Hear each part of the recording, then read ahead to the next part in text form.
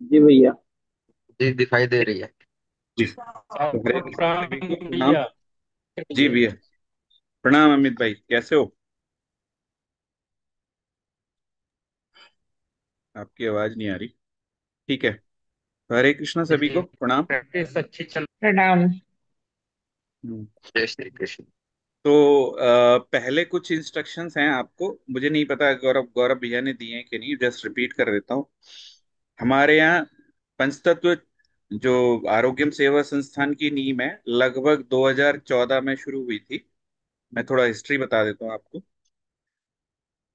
और गुरु जी की कृपा से, ईश्वर की कृपा से मैं पहला गुरु जी का शिष्य बना। और जो आप ये 2 दिन में सीखने वाले हैं, मैंने 3 साल में सीखा है। तो आपसे थोड़ा डम भी हूं मैं सीखने में। गुरु जी ने खूब सिखाया मार मार के मुझे। तो 2017 में गुरु जी का विचार बना कि क्या हम इसको सबको सिखा सकते हैं, मतलब आम जन को। तो आपको गौरव भैया ने बताया ही, मैं कॉरपोरेट में काम करता हूँ, इंजीनियर हूँ। तो हम थोड़े तेज होते हैं इंजीनियर के, किसी को किसी चीज को एक अच्छे से पैकेजिंग में कैसे कर सकते हैं। तो मैंने गुरुजी को ये पीपीटी बना के दिखा दी।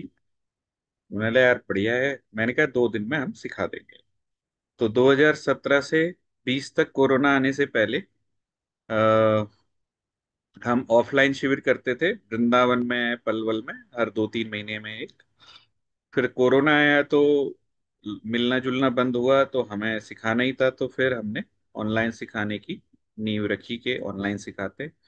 फिर हमें लगा कि यार ये ऑनलाइन ज़्यादा बेटर है, क्योंकि लोग अपने, क्योंकि क्या होता है कि जब आप फिजिकली जाते हो तो वहाँ पे रहने का भी कॉस्ट है, मैनेज करने का, ऊपर से आप लोग ट्रेवल करते हो तो उसका कॉस्टिंग है। और मैंने देखा है ऑनलाइन में थोड़ा कम समय मिल पाता है, क्योंकि भोजन आदि इसमें ही समय निकलता रहता है व्यवस्थाओं में। तो हमें ऑनलाइन फॉर्मेट अच्छा लगा, और फिर हम तब से ऑनलाइन सिखाते हैं। स- क्योंकि आप आज जुड़ चुके हैं, तो आगे से आप सारे सत्र निशुल्क फ्री में ले सकते हैं, रिपीट कर सकते हैं। कल से मतलब मंडे से आपको शाम को 8 से 9 एक क्लास होगी, जिसको प्रश्नोत्तर क्लास बोलते हैं। उसको आप ले सकते हैं। कोई भी प्रश्न हो, ये हमेशा चलती रहती है, कोई ना कोई लेता रहता है हमारी टीम से। अभी करंट में चिकित्सा जो है ऑनलाइन, चिकित्सा जो है वो फ्री है, निशुल्क है। कोई भी रोगी फॉर्म भर के चिकित्सा ले सकता है। हमारे पास अभी 90 लोगों की टीम है, सेवा मंडली, जो ऑनलाइन सेवा देती है। महिलाओं को महिला और पुरुषों को पुरुष चिकित्सक ही सेवा देते हैं। पूरा डेकोरम मेंटेन कर किया जाता है। और पूरा हमारा, हमने मतलब पूरा प्रोग्रामिंग की हुई है कि जैसे ही फॉर्म्स, कैसे फॉर्म सबमिट होगा, कैसे अलॉट होगा, अपने आप चिकित्सक को जाएगा, चिकित्सक फिर संपर्क करते हैं। और हर चीज का रिकॉर्ड है, तो कोई भी समस्या नहीं है। और जो भी पर्सनल डेटा कोई भी शेयर करता है, वो बहुत सिक्योर डेटा है, हम किसी को भी शेयर नहीं करते हैं। और हमारा भी रिसर्च चलता रहता है। पंचतत्व की एक पुस्तक भी है। और गुरुजी देश भर में विभिन्न कार्यक्रमों में घूम घूम के प्रचार प्रसार भी कर रहे हैं पंचतत्व का। और आप लोग भी इसमें सहयोग दे सकते हैं। और बाकी इंट्रोडक्शन दे दिया है संस्थान का। और मिशन यही है कि घर घर बिना दवा के चिकित्सा हो। आप छोटे मोटे बुखार खांसी जुकाम के लिए जो दवाओं के पास भगते हैं, या और भी, मतलब कोई भी बीमारी चाहे आज हुई है या बहुत क्रोनिक है तो पुरानी है, हर चीज का केयर होता है इसमें पंचतत्व में। बस ये है कि आपका भावना शुद्ध और सेवा भावना होनी चाहिए। और दूसरा ये है कि आपको आप जिस पेशेंट की चिकित्सा कर रहे हैं उसके लिए भी आप प्रार्थना करिए कि भगवान, आपने हमें भेजा है, इस चिकित्सक, इस रोगी को मेरे पास भेजा है और मुझे सेवा का मौका दिया है, तो उसके लिए धन्यवाद। और मैं आपकी इच्छा से ये सेवा कर रहा हूँ, आप इस रोगी को आराम दीजिए। है ना? तो किसी का कोई प्रश्न है यहाँ तक संस्थान के इंट्रोडक्शन में? ठीक है। तो यहाँ पे आप, ये श्लोक बहुत महत्वपूर्ण है कि हमें कैसे पता लगा हमारा शरीर 5 तत्व से बना है। तो ऐसे बहुत सारे वैदिक शास्त्रों में रेफरेंसेस हैं जहाँ पे ये बताया जाता है कि हमारे मतलब हमारा शरीर पांच तत्व से बना है ना। तो ये भगवत गीता का सेवन चैप्टर का चौथा श्लोक है, जिसमें भगवान कह रहे हैं, भूमिरपो अनो वायु खम मनो बुद्धिरेव च अहंकार इत्ययं मे भिन्ना प्रकृतिरष्टधा। तो इसमें भगवान कह रहे हैं कि जो मेरी पांच भौतिक शक्तियां हैं, है ना, जिनको हम वैसे तो हमारा शरीर जो है पांच की जगह आठ तत्वों से बना है, लेकिन जो बाकी तीन तत्व हैं, मन बुद्धि अहंकार, पांचों तत्वों का नाम आपको पता होगा, लेकिन जो बाकी तीन तत्व हैं, मन बुद्धि अहंकार, ये हैं, ये इनविजिबल एलिमेंट है ना। और ये क्या है कि भगवान और बाकी पांच तत्व जो हैं ये विजिबल है, मतलब भौतिक हैं। आप जल पृथ्वी अग्नि वायु आकाश को देख सकते हैं, लेकिन मन बुद्धि अहंकार को आप नहीं देख सकते।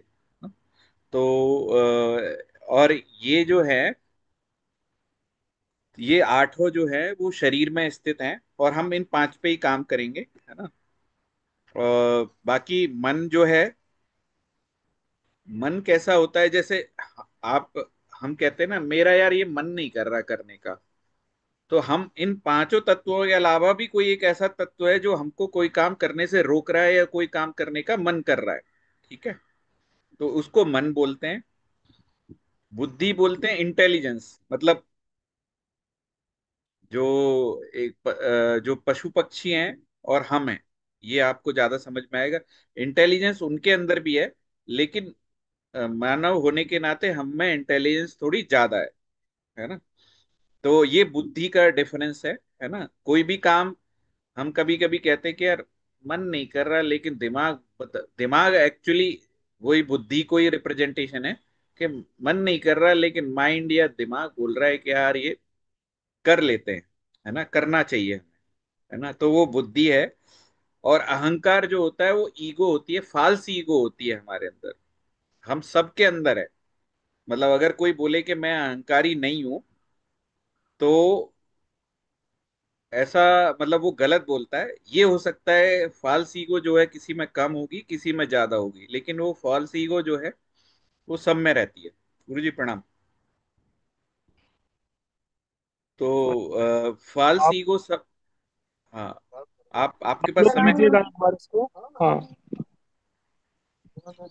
आप लेंगे क्या, समय है क्या आपके पास? नहीं नहीं, अभी आप लीजिएगा, मैं थोड़ा सा बिजी हूँ अभी।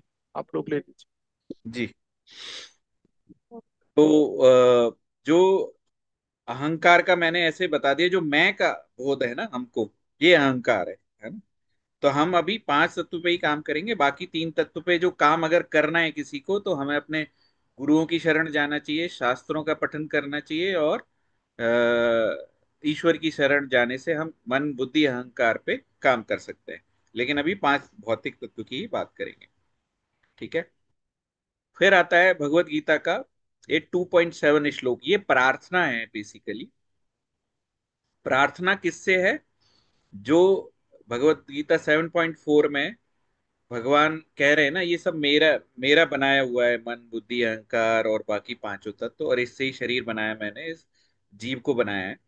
तो हम उन तत्वों के स्वामी से प्रार्थना कर रहे हैं। जैसे आप सबको पता है कि जब महाभारत का युद्ध हो रहा था और पहला दिन था, और अर्जुन मतलब अलग अलग तर्क देता है कि ये मेरे साथ मैं पाप हो जाएगा, लोग मर जाएंगे तो मतलब मेरे को पाप लगेगा, और अगर मान लो मैं युद्ध जीत भी जाता हूँ इतने सारे लोगों को मार के, और मेरे सारे रिश्तेदार हैं यहाँ पे, तो मैं फिर उस राज्य को कैसे एंजॉय करूंगा, भोगूंगा, क्या मजा आएगा। हमको भी पता है ना, जब हम सेलिब्रेशन करना चाहते हैं, कोई खुशी होती है, तो हम किसके साथ सेलिब्रेट करते हैं? परिवार के साथ। तो अर्जुन कह रहा है ये सब परिवार, मेरे सारे जो गुरुजन हैं, परिवार है, मेरे पितामह हैं, सब मर जाएंगे, तो मैं किसके साथ एंजॉय करने वाला हूँ? राज्य का कोई मतलब नहीं है, और इतने सारे लोगों को मारने का पाप अलग लगेगा। और जो औरतें विधवा होंगी, उनसे वरण संकर औलादें पैदा होंगी, तो परंपरा और कुल परंपरा वो सब क्षीण हो जाएगी। तो मतलब अर्जुन अलग अलग तर्क दे रहा है कि मुझे युद्ध नहीं, क्यों नहीं करना चाहिए। और फिर भगवान उसे समझाने की कोशिश कर रहे हैं। तो भगवान पहले अध्याय से और दूसरे अध्याय में 2.6 तक लगभग अर्जुन ही बोलता रहा, और भगवान ने एक दो श्लोक बोले, ज्यादा नहीं। लेकिन बाद में अर्जुन को लगा कि मुझे, मैं सरेंडर नहीं करूंगा ना जब तक, तब तक मुझे भगवान से ज्ञान नहीं मिलेगा। मेरा जो अंदर का जो मन मेरा हिल रहा है ना, तो अभी इसको हम अपने कंटेस्ट में कैसे समझेंगे? जब आपके पास रोगी आएगा ना, तो आपका मन भी डोलेगा, रोगी चीखेगा, पुकारेगा, दर्द से भी कराएगा। और आपको मतलब आपको इतना ज्यादा पेन होगा।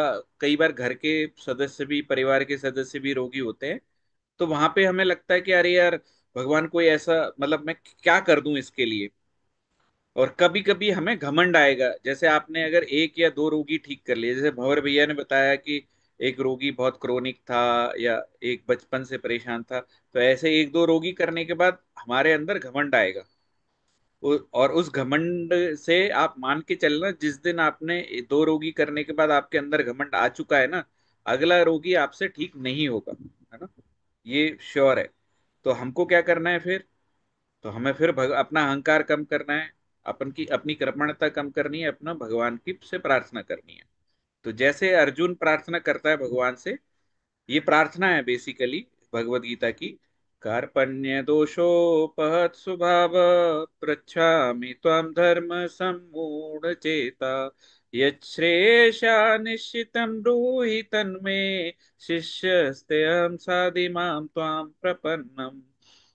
तो बेसिकली अर्जुन कह रहा है कि हे भगवान, मैं कृपण हूं, मैं पापी हूं, मुझे कुछ पता नहीं है, और अब मैं आपकी शरणागत हूं, और आप मुझे रास्ता दिखाइए। तो ये भाव आपको, जब जब आप किसी रोगी की सेवा करेंगे, तो ये भाव हमेशा आपके अंदर रहना चाहिए। अगर ये भाव नहीं रहेगा तो आपके जो परिणाम है लगभग नहीं आएंगे, या बहुत कम आएंगे, है ना। और अगर ऐसा आप में से किसी के साथ हो रहा है, होगा, तो आप मान के चलिए, ये श्लोक याद करिए, भगवान से प्रार्थना करिए। क्योंकि रोगी का जिस पांचों तत्वों के स्वामी जो भगवान है, वही तो कम ज्यादा करेंगे। हम क्या करेंगे? हम तो माध्यम है। पोस्टमैन जैसा बिहेवियर रखिए। पोस्टमैन कैसे करता है? चिट्ठी के अंदर अच्छा है, बुरा है, पैसा है, क्या है, उसे नहीं मतलब। उसने एक जगह से चिट्ठी ली और दूसरी जगह उसे पहुंचा दी। उतना ही आपको करना है, और तब आप चिकित्सा कर पाएंगे। ठीक है? किसी का कोई सवाल है यहाँ तक इन दो स्लाइड में? समझ में आया सभी को? आप हाँ करेंगे तो मुझे लगेगा आप सुन रहे हैं, नहीं करेंगे तो मुझे लगेगा कि शायद मैं, किसी को आवाज नहीं पहुंच रही है मेरी। जी, समझ में आया। आ गया कोई समझ में प्रश्न? आया भैया जी। हाँ। जी हाँ हाँ। समझ में आ गया। हाँ। समझ ये में आ गया। अभी कोई लगा रहे रिपीट, कोई कोई एक शॉर्ट दो तीन लाइन में बताएगा कि क्या क्या करना है आपको, क्या मतलब अपने निकला अब तक भाव जो मैंने बताया? जी। अपने भाव को मतलब अपने आपके अंदर जो भी आपकी मतलब ईगो नहीं आने देने का है।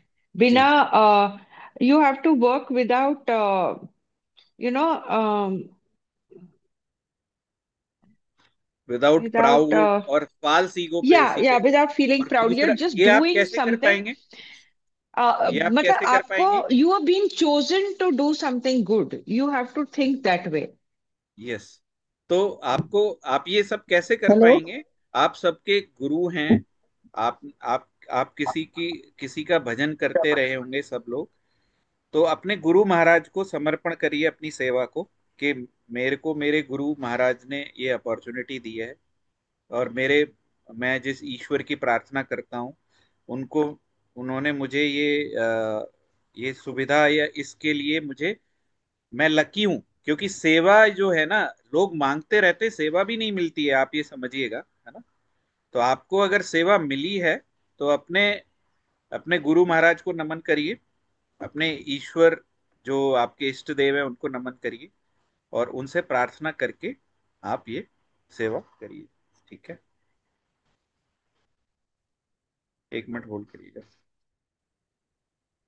हाँ बताओ। क्या कह रहा? नहीं, अभी जाऊंगा 11 बजे ही जाऊँ। हाँ ठीक है, भेज दो ऊपर। नमस्कार मनीष भैया। जी नमस्कार। भैया एक बात कहनी चाहूँ थी इसके बीच में ही, जी बताइए। कि विश्वासम फलदायकम, हम्म। जिसका विश्वास है उसको अवश्य में फल मिलेगा और बेस्ट मिलेगा उसे। जी विश्वास ही सबसे बढ़िया।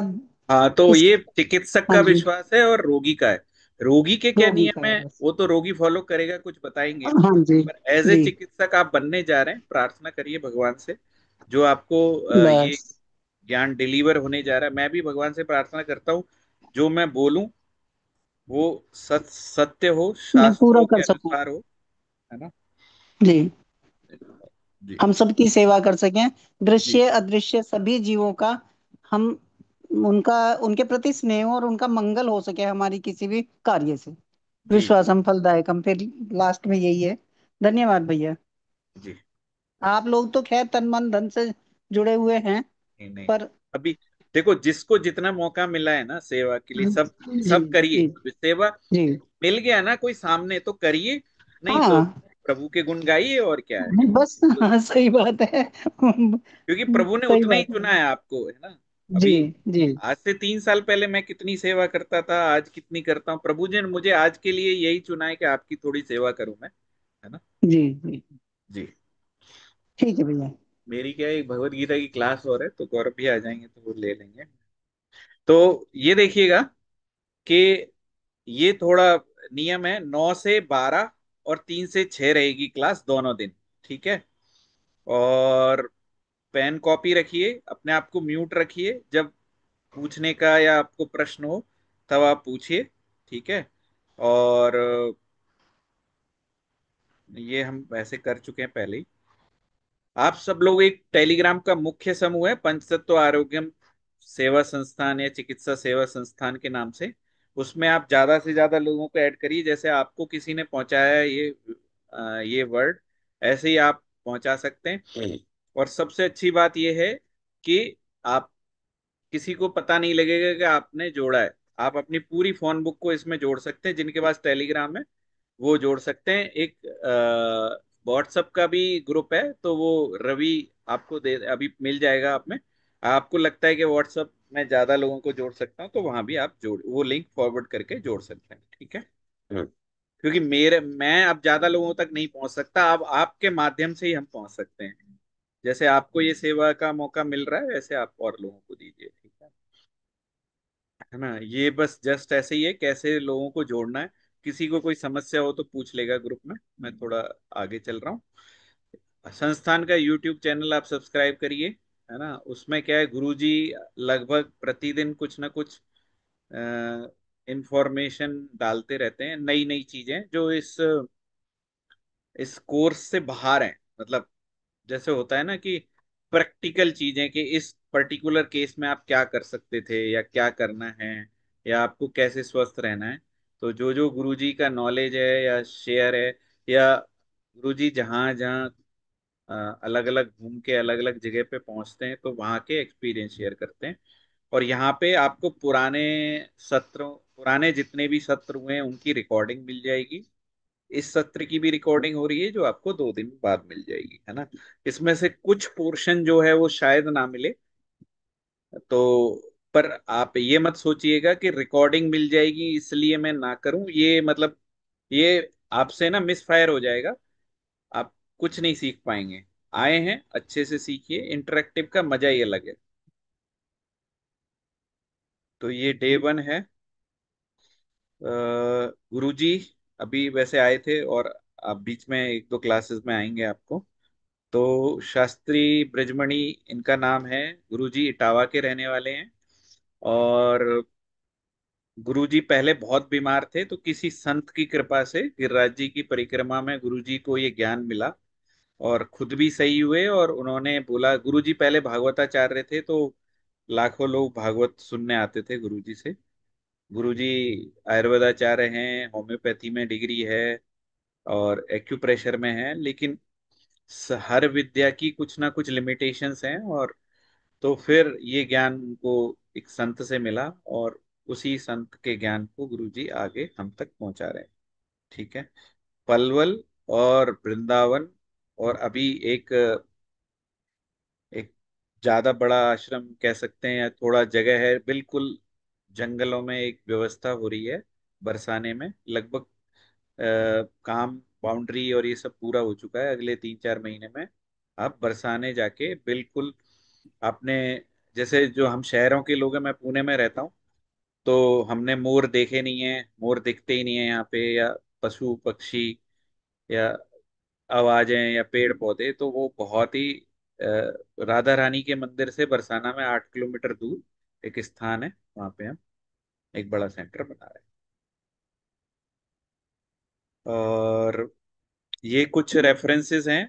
जैसे बहुत लोग पूछते हैं कि पंचतत्व का क्या रेफरेंस है शास्त्रों में, या आपने अपने मनगढ़ंत कुछ बनाया है। तो वैसे तो आप पूरे प्रशिक्षण के दौरान आपको बहुत सारे ऐसे जो आप रोज करते हैं, ऐसे बहुत सारी चीजें आपको बताई जाएंगी।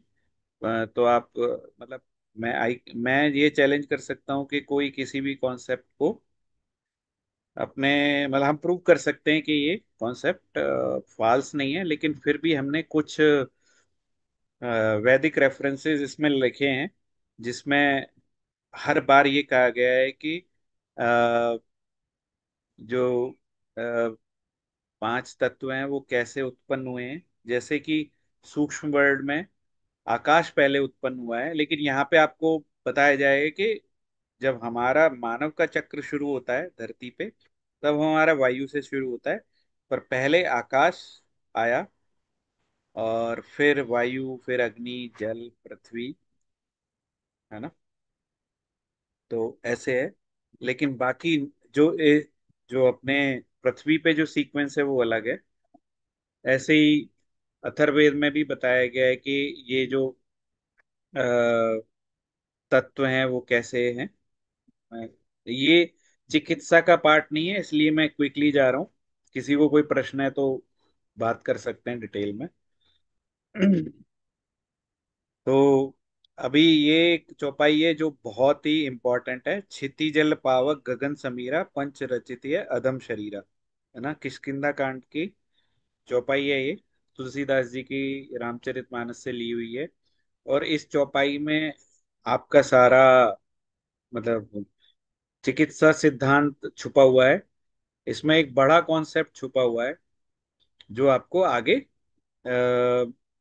मिलेगा। अभी आप देखिए कि तुलसीदास जी लगभग अकबर औरंगजेब के जमाने में हुए तो लगभग 1600 के आसपास थे। हमको 400 साढ़े 400 साल हो गए उस टाइम से। और वहां भी तुलसीदास जी ने ये रेफरेंस दिया है कि क्षिति जल पावक गगन समीरा। और ये चौपाई जो है वो इतनी इंपॉर्टेंट है कि आपको समझ में आएगा कि इसका क्या मतलब है। मतलब वो इतना गूढ़ ज्ञान देंगे ये। ऐसे ही हमें, जब आप आगे पंचतत्व की यात्रा करेंगे, तो ऐसे ही आपको शास्त्रों से बहुत छुपे हुए सिद्धांत है जो आपको हम भी ढूंढ रहे हैं, आप भी ढूंढो। अभी हमको पंचतत्व का बस 2-3% नॉलेज ही है, उसी से ही हम इतनी चिकित्सा कर पा रहे हैं। तो अभी बहुत सारा ज्ञान बाकी है, रिसर्च चल ही रहा है। बाकी पुराने प्रशिक्षु बताएंगे आज से 4 साल पहले हम क्या बताते थे और अब क्या बता रहे हैं, और आगे के प्रशिक्षणों में भी ये जो नॉलेज है वो अपडेट होता रहता है, क्योंकि हम भी रिसर्च चल रहा है। ठीक है। तो ये हो गया हमारा पंचतत्व का सिद्धांत। और ये भी मैं क्विकली स्किप करूंगा। तो बस कुछ रिपीट कर देते हैं। अब तक जो हमने पढ़ा है उसका मतलब ये है, हमारा मानव शरीर 5 तत्वों से बना है। और अगर हम बीमार होते हैं तो इनमें से कोई भी एक या दो तत्व असंतुलित हो जाते हैं। और अगर हम इनको संतुलित कर लेंगे तो हम मानसिक और शारीरिक रूप से स्वस्थ और निरोगी रह सकते हैं। ठीक है।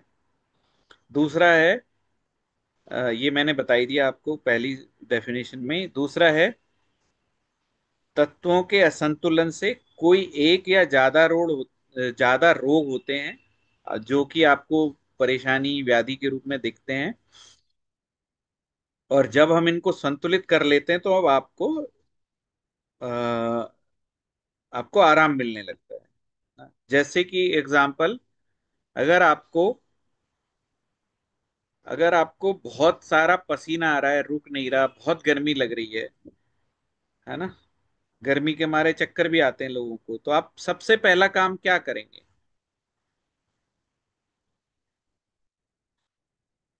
मेरी आवाज मिल रही है आपको? सबसे पहला काम क्या करेंगे अगर आपको गर्मी में लग रही है, बहुत ही चक्कर आ रहे हैं गर्मी के मारे, तो सबसे पहला काम क्या करेंगे? या तो पानी पिएंगे, हम्म। या फिर आप थोड़ी हवा में बैठेंगे, एसी हाँ। चलाएंगे। हाँ, पानी पिएंगे ना, मतलब नेचुरल वे में। अभी ये 50 साल पहले जिसको गर्मी लगी होगी वो एसी कहाँ से लाएगा, है ना? हाँ, तो तो पानी पिएंगे। नेचुरल वे तो पानी है। और पेड़ के नीचे बैठेंगे हवा में। हवा भी तभी आपको अच्छी लगेगी अगर आपको पसीना आ रहा है तो।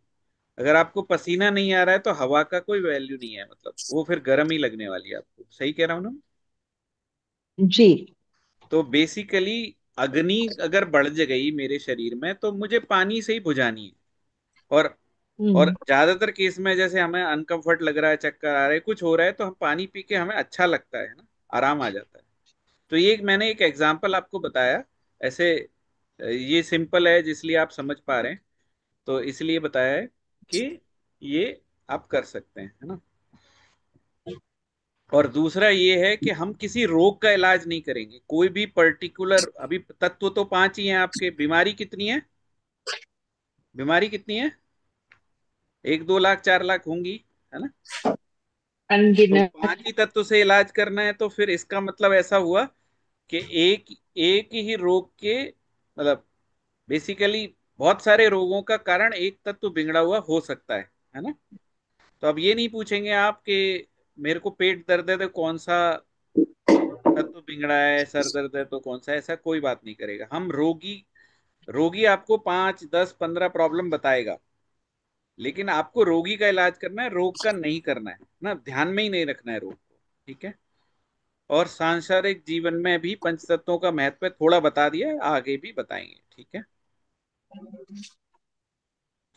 सुनील भैया आप हैं क्या? सुनील भैया, रवि, आप हो? हाँ भैया मैं हूँ। तो आप ले लोगे क्या रवि? मेरे को ये भगवत गीता की क्लास में जाना है। ठीक है भैया, मैं स्लाइड नहीं ऊपर भैया, करता हूँ। आपके मैं भी। पास स्लाइड? हैं? हाँ सुनील भैया हैं। सुनील भैया हैं क्या? तो आप शेयर कर दो, सुनील भैया ले लेंगे, है ना?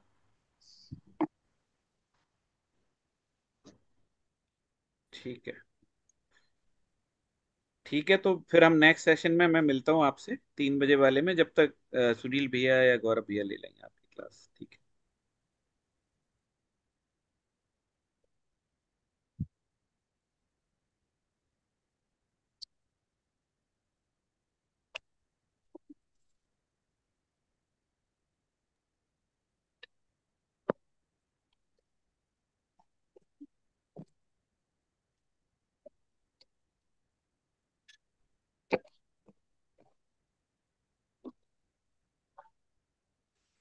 भैया मैं शेयर कर रहा हूँ, 1 मिनट सुनील भैया, पीपीटी खोल के। हाँ ठीक है।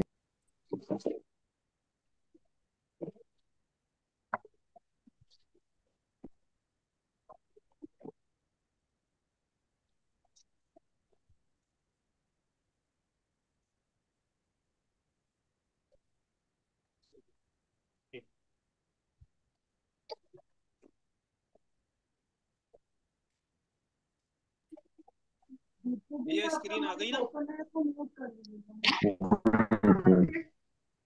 हो गई। बेटा वाह वाह वाह पावो पावो कपड़ा पहन दे तब तो पाहू वाला तो करा दिया पाहू वाला। रे पाहू रे भी किसी के बैकग्राउंड से आवाज आ रही है, प्लीज म्यूट कीजिएगा। गौरव भी आ गए हैं। ठीक है गौरव भैया लीजिए। अरे भैया आप आ गए? हाँ भैया मैं आ गया हूँ, लेकिन अभी थोड़ी देर भी आप ले लीजिए सुनील भैया। ठीक है सुनील भैया, करिए कंटिन्यू। ठीक है। ठीक है फिर मनीष भैया जहाँ से छोड़े हैं वहां से देखते हैं आगे। कि सबसे पहले ध्यान में रखना है कि कोई भी रोग का इलाज नहीं करेंगे हम लोग।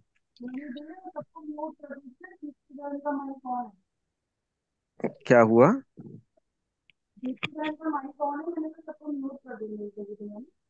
हाँ।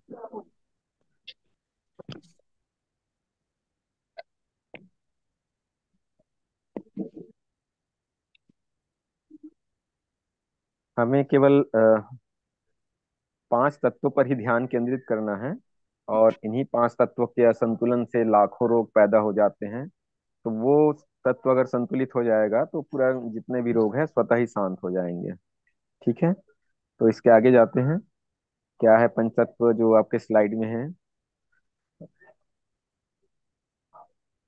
इसका मेन जो आपको बता रहे हैं वही है कि ये 5 तत्व आपस में एक संतुलन होता है। इसका जैविक समय रहता है टाइम के हिसाब से, मौसम के हिसाब से। हमारा शरीर स्वतः ही सभी तत्वों को स्वतः संतुलित करते रहता है। कहीं पर भी अगर कहीं दिक्कत आती है, असंतुलन हो जाता है, तो वो रोग के रूप में हमें दर्शन देता है। ठीक है। जैसे पानी बहुत ज्यादा गिर जाए और हमारा शरीर अगर उसको एडजस्ट नहीं कर पाता, संतुलन नहीं कर पाता हमारा 5 तत्व, तो हमको वहाँ सर्दी, सर दर्द जो भी है, बहुत सारे कुछ भी रोग हो सकते हैं। तो ऐसे ही है। 5 तत्वों का आपस में संतुलन होना रहता है और प्रकृति स्वतः ही करती है। जो 5 तत्व हमारे शरीर में है वही 5 तत्व आपके प्रकृति में है। और उससे भी हमारा शरीर संतुलन करता है, अपने अंदर तो करता ही है, प्रकृति से भी करता ही है। ठीक है। आगे बढ़ें। ये जो बताए थे उसके आगे बढ़ा भैया स्लाइड को। सेम है। आगे की है अन्य पद्धति से बेहतर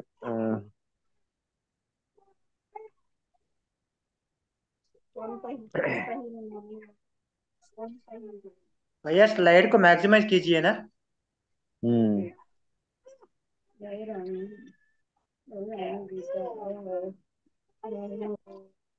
मैक्सिमाइज कर ले रहा हूँ, कोई दिक्कत नहीं।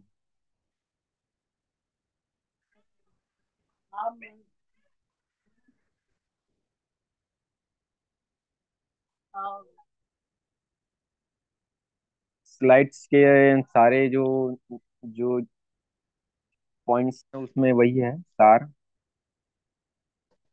मिनट कॉल आ रहा है किसी को, कोई बात नहीं, काट देता हूँ।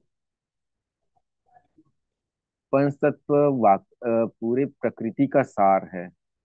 इसी से 5 तत्वों से ही इसका निर्माण हुआ है और इसी से इसका संचालन हो रहा है। अन्य और बहुत सारी चिकित्सा पद्धतियां हैं, उसमें रहता ये है कि तात्कालिक इलाज हो जाता है या कुछ रोग को दबा देते हैं। एलोपैथिक ऐसे हैं कि पहले रोग को दबाया जाता है, फिर धीरे से रोज एक बार दब गया तो शायद कई जगह शांत हो जाता है, नहीं तो अंदर में कहीं बैठा ही रहता है। आयुर्वेद उसके जस्ट थोड़ा सा अलग है। आयुर्वेद पहले रोगों को आगे बढ़ाता है, निकालता है, फिर उसको धीरे धीरे धीरे धीरे शांत करता है। और वो भी जड़ी बूटी और प्रकृति से ही बहुत हद तक मैच करता है। ठीक है। लेकिन अपना जो ये पंच तत्व है वो 5 तत्व का संतुलन से है। अगर आपका शरीर 5 तत्व से बना है और संतुलन से ही वो रोग स्वस्थ, शरीर स्वस्थ रहता है, तो हम क्यों ना उसको संतुलन कर दें। तो वो स्वतः ही संतुलन हो जाएगा किसी भी दवाई, किसी भी अन्य प्रकार के रसायन से। ठीक है। तो ये है। इस साथ ही योग से थोड़ा सा रिलेटेड दिखाया गया है, रोग योग से। तो योग भी वही है, सांसों का क्रम है। और सांसों के क्रम के माध्यम से पंच तत्व को संतुलन करने का प्रयास किया जा सकता है, लेकिन उसकी प्रक्रिया थोड़ी सी जटिल होती है।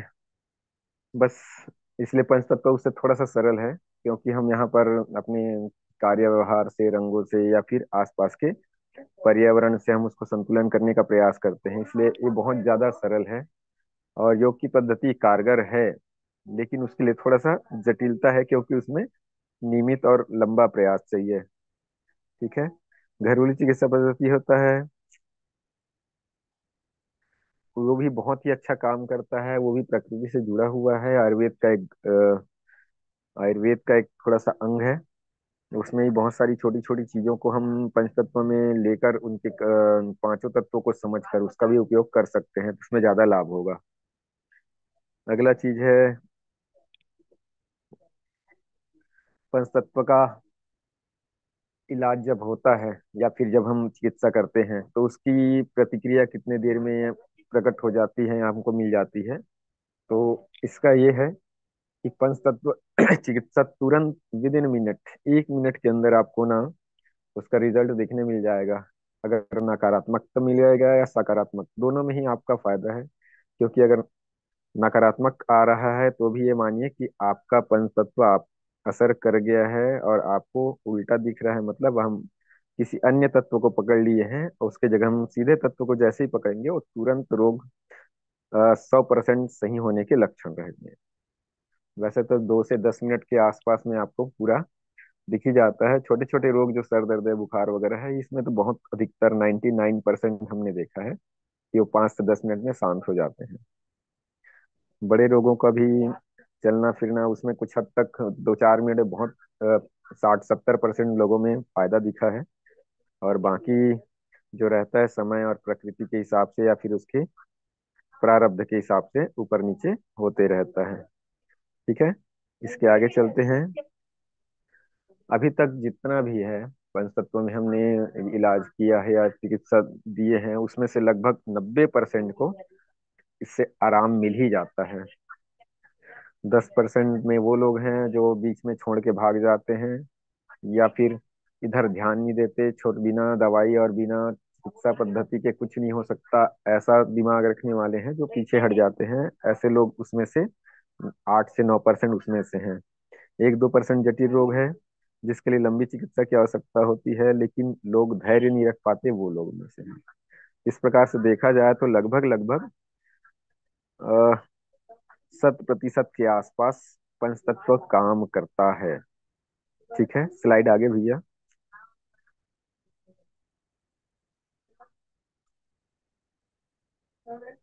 पंच चिकित्सा की प्रेरणा के बारे में जो बात किए थे मनीष भैया पूरा डिटेल में बता दिए थे कि कहाँ से है। उसी का थोड़ा सा और है।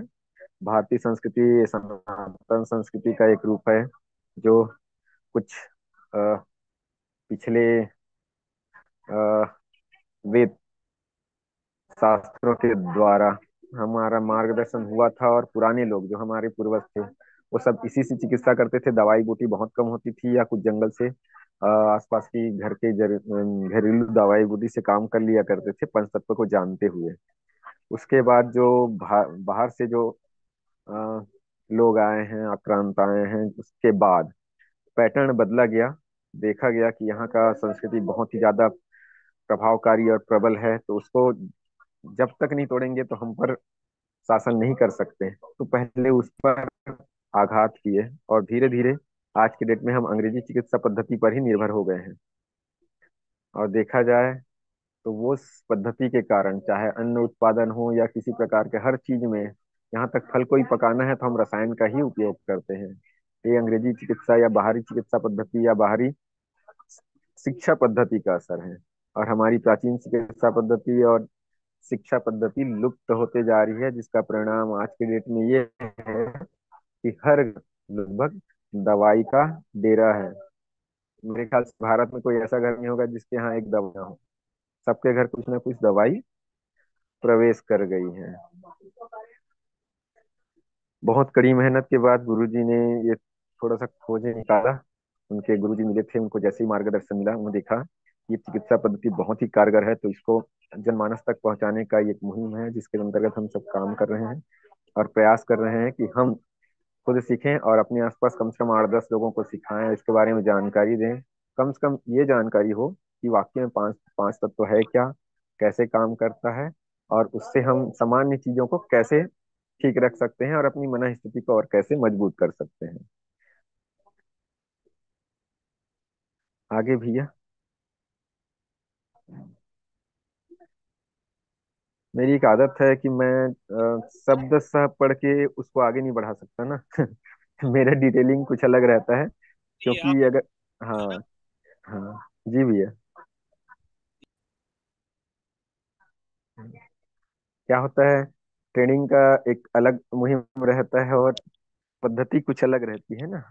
मैं अगर इसको पुस्तक जैसे पढ़ दूंगा तो कोई मतलब नहीं है। नहीं नहीं, आप अपने हिसाब से चलो भैया, वो सही हाँ रहेगा, डिफरेंट होगा आज। हाँ हाँ। क्योंकि शुरू से है, मैं टीचरों को भी ट्रेनिंग देता हूँ तो वैसे ही देता हूँ। वो ब्लैक बोर्ड में कुछ लिखा रहेगा, मेरे से कोई मतलब नहीं रहता। हाँ लेकिन पॉइंट्स वही रहते हैं। ठीक है, आगे। इसमें जो पांच तत्व का वर्णन है उसमें से पांचों तत्व जो यहाँ पे दिए हुए हैं वही है वायु, अग्नि।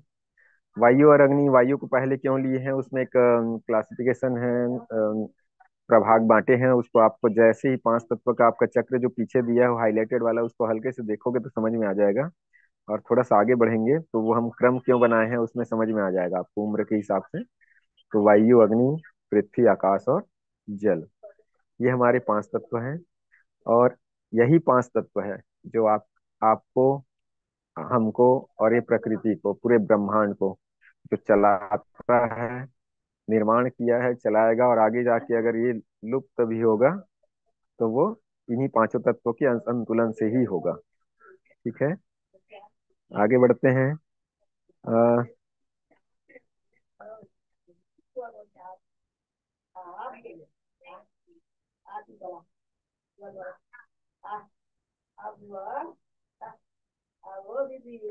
रोग क्या है, तो रोग की एक परिभाषा है और इसी को आपको समझना है, मेन यही है ना। अगर किसी और उम्र, मौसम और समय के लक्षण किसी और उम्र या किसी और मौसम में दिखाई दे तो उसे रोग कहते हैं। ठीक है, एक लाइन में किसको किसको समझ में आया है? कुछ समझ में आया है तो बताइए, क्योंकि मैं अकेले करूंगा ना तो मेरे समझ में नहीं आएगा कोई सुन रहे हैं कि नहीं सुन रहे हैं।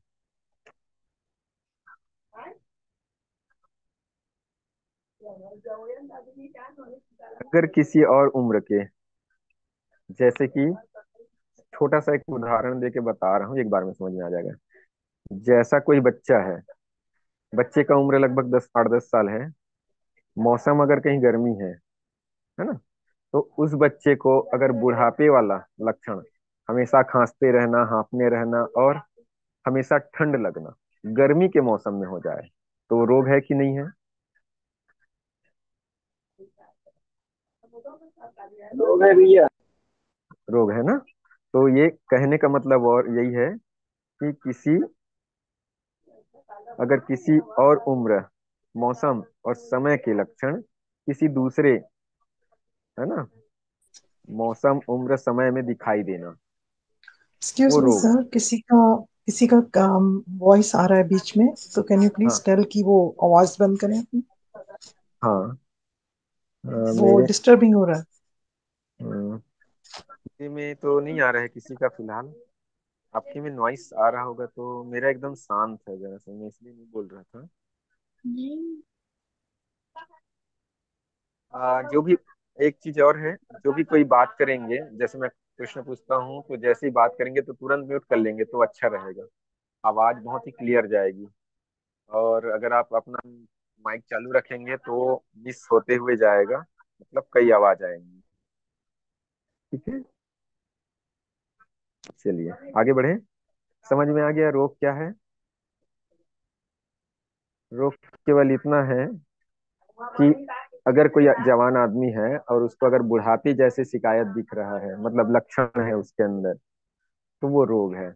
जैसे एक 15 साल का बच्चा है, उसके सारे बाल पक गए हैं, आंखों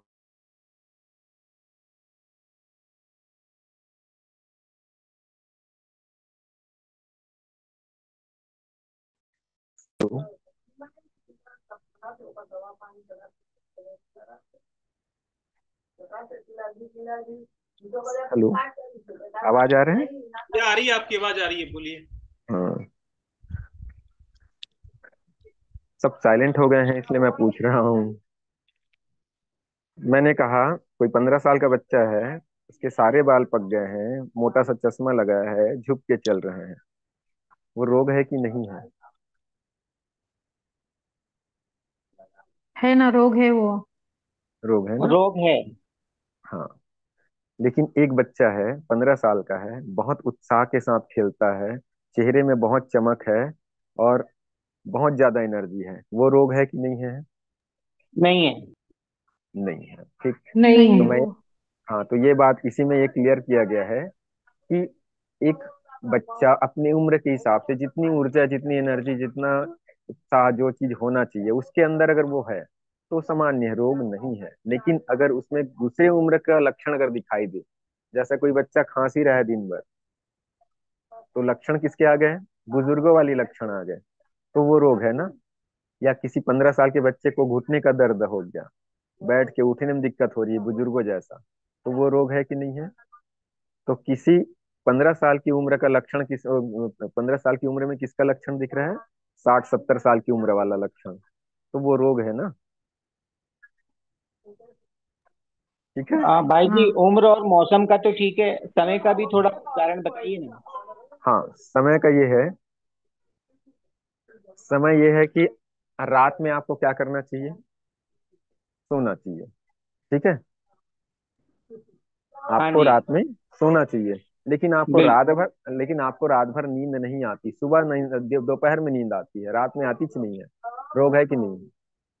रोग है। ठीक है। तो समय और बहुत सारी चीजें हैं, जैसे आदमी सो के उठता कितने समय है? 5-7 बजे, 5 बजे, है ना। उस समय जी शौच भाई। आनी चाहिए, शौच आना चाहिए। लेकिन आपको जी। शौच आता ही नहीं है, आपको सीधा आता है 4 बजे, रोग है कि नहीं है? रोग है। ठीक है। तो समय हो गया, उम्र हो गया, मौसम हो गया। जैसे बहुत ज्यादा ठंडी का दिन है, बहुत ज्यादा, लेकिन आपको ठंडी नहीं लग रही है, आपको और एसी चाहिए और कूलर चाहिए, पसीने आ रहे हैं, रोग है कि नहीं है? जी रोग है। हाँ, वैसी है। बहुत गर्मी का दिन है और आपको और और गर्मी चाहिए, मिर्च खाना है, आपको चलना है, बहुत ज्यादा हो गया तो आप क्या करोगे? और गर्मी चाहिए, कंबल ओढ़ोगे। गर्मी के दिन में कोई कंबल ओढ़ता है? रोग है ना। हाँ जी, इसका मतलब रोग है। ठीक है। तो यही है, इस बात में यही बताए हैं कि पंच तत्व एक ही चीज को मानता है कि अगर किसी उम्र के जिस उम्र में जैसा होना चाहिए उसमें ना हो के किसी और उम्र का लक्षण उसमें दिखाई देने लगे। जैसा कोई बुजुर्ग है, 50 साल का आदमी है या 40 साल का आदमी है, वो एकदम बच्चे जैसा हरकत करने लगे, जाके किसी के ना चूटी काट ले, कुछ और कर ले, या फिर जा जाके इधर कूदना नाचना शुरू कर दे, वो रोग है कि नहीं है? हाँ जी रोग है। है ना। 50 साल का बुजुर्ग है, 40 साल का आदमी है, ऑफिस में काम कर रहा है, उसको अचानक बच्चे जैसी हरकत करने लग जाए, कहीं चूटी काट लिए, टेबल में उछल कूद करने लग जाए, है ना, कुछ बाल सामानों को उठाकर खेलने लग जाए, हंसने लग जाए, रोग है ना। ठीक। जी हाँ, रोग बिल्कुल। है। तो ये सारी चीजों को पंच तत्व यही मानता है कि रोग केवल वही है कि दूसरे मौसम का लक्षण दूसरे मौसम में मिलना, या दूसरे उम्र का लक्षण दूसरे उम्र में मिल जाना, या दूसरे समय का लक्षण दूसरे समय में मिल जाना। ठीक है। ये सभी चीजों को आप टटोल लिए, जितना रोग है वो सब में। ठीक है, आगे बढ़े, स्लाइड आगे बढ़ा दो।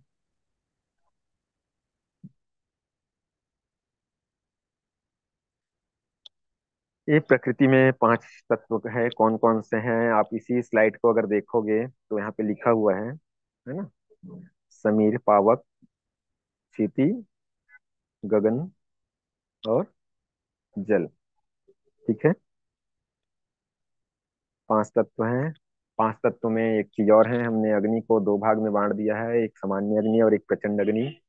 आप देखे होंगे 12 महीने में जो सबसे ज्यादा समय रहता है गर्मी का रहता है ना। लगभग फरवरी के चालू हो जाता है और लगभग जून जुलाई के आसपास तक गर्मी का चलता है। ठीक है। तो ये इनको 2 भागों में बांट दिया गया है अग्नि को। 5 तत्व हैं। आगे भैया, 5 तत्व हैं सामान्य, बार बार बता रहे हैं। वायु, वायु को सब जानते हैं, हवा, है ना। अग्नि मतलब आग हो गया, पृथ्वी मतलब भूमि हो गया, मिट्टी हो गया, और आकाश, आकाश मतलब स्पेस से है, खाली जगह, और जल मतलब पानी से।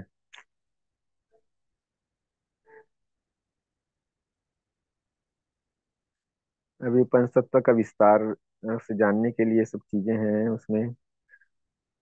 केवल एक ही चीज है जो बार बार बोल रहे हैं, रोग तभी होगा जब पांचों तत्वों में कोई ना कोई तत्व असंतुलित हो जाएगा। एक तत्व, दो तत्व या अन्य तत्व। एक तत्व असंतुलित हुआ तो दूसरे को भी असंतुलित करता है। तो कुल मिलाकर हमारे शरीर में पांचों तत्व का असंतुलन जब हो जाए तो कोई ना कोई रोग दिखता है। और वो जब बहुत समय तक रहता है तो जटिल रोग चालू हो जाते हैं। ठीक है। इसके आगे इसमें लिखा हुआ है, पांचों तत्वों के लक्षण और विशेषता हमको जाननी पड़ेंगे। इसके लिए कौन सा रंग का होता है तत्व, उसका स्वभाव कैसा होता है, स्वाद कैसा होता है, उम्र क्या रहती है, और तत्व के 12 महीनों में कौन सा समय होता है, और हमारे शरीर में कौन कौन से अंग हैं जहाँ पे उसका प्रभाव उस तत्व का प्रतिनिधित्व करता है, और 24 घंटे में कौन सा समय होता है जो पांचों तत्व का अपना विशेष समय होता है, जिस समय वो ज्यादा प्रभावी होता है या अधिक्य रहता है उसका। ठीक है। आगे भैया, हमको इसी बारे में जानना है। ठीक है, तो शुरू करें। पांच तत्व का कॉपी और पेन रखे होंगे तो नोट कर लेंगे, और नोट करेंगे साथ में दिमाग इधर रखेंगे, ताकि मैं जो बता रहा हूँ नोट करने से ज्यादा अच्छा है कि दिमाग में नोट हो जाए। पेन कापी तो इधर उधर घूम भी जाता है दिमाग, कुछ कोई नहीं चुरा सकता, ऐसा बोलते हैं, है ना।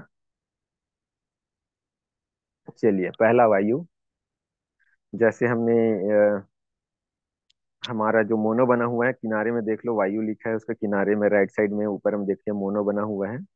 हरा रंग का जो है वो वायु है, लाल अग्नि, पीला पृथ्वी, और भूरा जैसा जो दिख रहा है आकाश, और नीला है जल। तो हम सबसे पहले उस चक्र में से सामने वाला ले रहे हैं, वायु, जो हरे रंग में है। ठीक है। अब इसमें पढ़ने की बजाय, अब मेरा बात ध्यान से सुनेंगे तो नोटिफिकेशन हो जाएगा। वायु का रंग, इसका रंग होता है हरा। हरा कैसे होता है, तो पेड़ पौधों से लिया गया है। वायु जहां से उत्पन्न होती है, मैक्सिमम वायु तो पेड़ पौधों से, पत्तों से उत्पन्न होती है, इसलिए पत्तों का रंग कैसा होता है,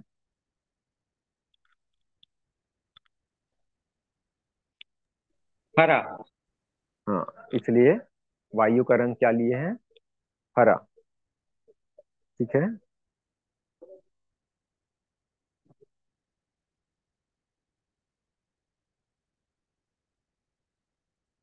स्वाद होता है खट्टा। लिखते जाएंगे, फटाफट नोटिफिकेशन करेंगे।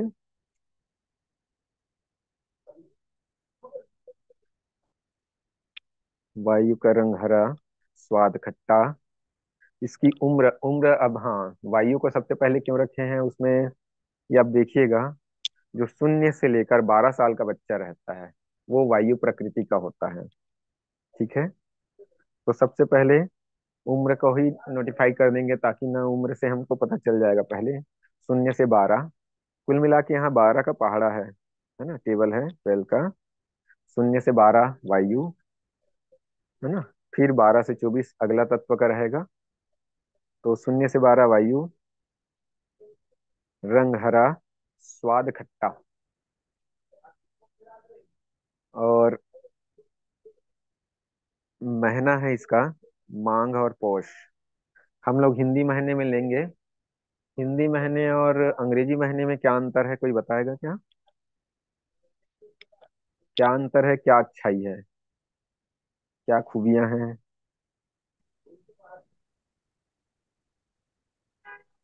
हिंदी महीने पंचांग के हाँ। अनुसार चलते हैं हाँ। और प्रकृति के अनुसार चलते हैं। हम्म। चलिए ठीक है। एक छोटा सा बस अंतर मैं बताऊंगा जिसमें आपको समझ में आ जाएगा। जो हिंदू कैलेंडर होता है, हिंदू महीना होता है, वो चंद्र की प्रकृति के हिसाब से चलता है। ठीक है। हिंदू जो कैलेंडर होता है वो चांद किस दिन पूरा रहेगा, चांद किस दिन गायब हो जाएगा, अमावस्या पूर्णिमा जो बोलते हैं ना, वो। लेकिन अंग्रेजी कैलेंडर आप देख के नहीं बता पाओगे कभी भी कि आज चांद पूरा दिखेगा कि आधा दिखेगा कि नहीं दिखेगा, है ना। ये चंद्र प्रकृति के हिसाब से, सूर्य चंद्र के हिसाब से बनता है। कैलेंडर। ठीक। तो चंद्र और सूर्य की सही स्थिति के हिसाब से वो प्रकृति है ना, सूर्य और चंद्र हमारे प्रकृति का अंश है। तो प्रकृति इसमें ज्यादा इफेक्टेबल होता है, इसलिए हम लोग इसी कैलेंडर के हिसाब से चलेंगे। लेकिन क्योंकि हमारे दिमाग में नस में भर बैठ चुका है अंग्रेजी कैलेंडर, इसलिए लगभग लगभग उसका डेट बता दूंगा मैं हल्का सा, है ना, कि इस समय किस समय लगभग आता है करके, पूरा नहीं, लगभग। ठीक है। तो ये मांग और पौष और मांग है। मांग पौष लिखा है, उल्टा लिख गया है, पौष और मांग है। तो पौष आता है आपका 15 दिसंबर से 15 जनवरी के बीच में। ठीक है। लगभग कभी 14 को रहेगा, कभी 10 दिसंबर को हो जाएगा, कभी 20 दिसंबर से लगेगा, लेकिन वो लगभग 15 दिसंबर से 15 जनवरी के आसपास पौष लगता है। और 15 जनवरी से 15 फरवरी लगभग मांग रहता है। ठीक है। अब एक्यूरेट दिमाग में आएगा पौष और मांग। ठीक है। आवाज आपकी तरफ से आएगा तो मैं आगे बढ़ूंगा। हाँ हाँ गुरुजी। जी ठीक है। जी बराबर है। जी जीरो भैया। जीरो 12 साल तक का आपने जो बताया है बच्चे का हाँ वायु हाँ। तत्व है। लेकिन जी। सामान्य तौर पे जो जब हम बच्चों को देखते हैं तो उनका हाँ कब बड़ा होता है ना, ज्यादा, उनकी नाक जब बहती रहती है, तो सुनिए ना, वो मैं सुनिए ना, रोग। रोग नहीं बता रहा हूँ मैं प्रकृति बता रहा हूँ। जो प्रकृति में कौन सा तत्व का रिप्रेजेंट करता है ये बता रहा हूँ, और वो क्या बढ़ा रहता है उसको बाद में बताएंगे। ठीक है। अब देखिएगा इसका स्वभाव तो आपको समझ में आ जाएगा। ठीक है। स्वभाव इसका रहता है चंचलता, गतिशीलता। ठीक है। बच्चे चंचल होते हैं। जी बिल्कुल। गतिशील रहते हैं। जी। हर 10 सेकंड में उसको अलग क्रियाविधि चाहिए। 15 से 30 सेकंड तक जैसे जैसे बच्चे बड़ा होता है ना, उसकी एकाग्रता बढ़ते जाती है। अगर कोई बच्चा छोटा है, 5 महीने के बच्चे को भी आप गोद में ले लोगे ना, तो वो 10 सेकंड के बाद उसको दूसरा चीज चाहिए। आपसे बात भी करेगा ना तो हाँ हूँ तो भी वो बदल जाएगा। वैसे ही 1 साल का बच्चा अगर खेल रहा है ना, 2 मिनट 1 मिनट से ज्यादा उसको आप स्थायी नहीं कर पाओगे। उसका मोशन बदलते रहता है ना, मूवमेंट बदलते रहेगा। यहाँ तक इनको एक चीज देखे हो आप लोग, बच्चों को सबसे ज्यादा कार्टून क्यों पसंद आता है, बताइए। वो भी बच्चों की तरह चंचल और गतिशील रहते हैं। कार्टून आप देखेंगे ना, अगर कहीं देखने का अगर इच्छा करते होंगे देखिएगा एक आध बार। अगर कोई भी कार्टून चैनल है या कार्टून चलाओगे ना, तो हर 10 से 15 सेकंड में ना पूरा स्थिति बैकग्राउंड वगैरह सब चेंज कर देते हैं, मूवमेंट चेंज कर देंगे, बातें चेंज कर देंगे। इतना फास्ट लगता है तो उनका एकाग्रता उसमें बन जाता है। ठीक है।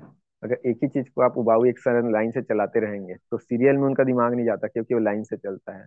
कहीं सीरियल में ऐसा रहता है कि एक ही बैकग्राउंड में 5 मिनट खपा देते हैं, तो वो उनको पसंद नहीं आता।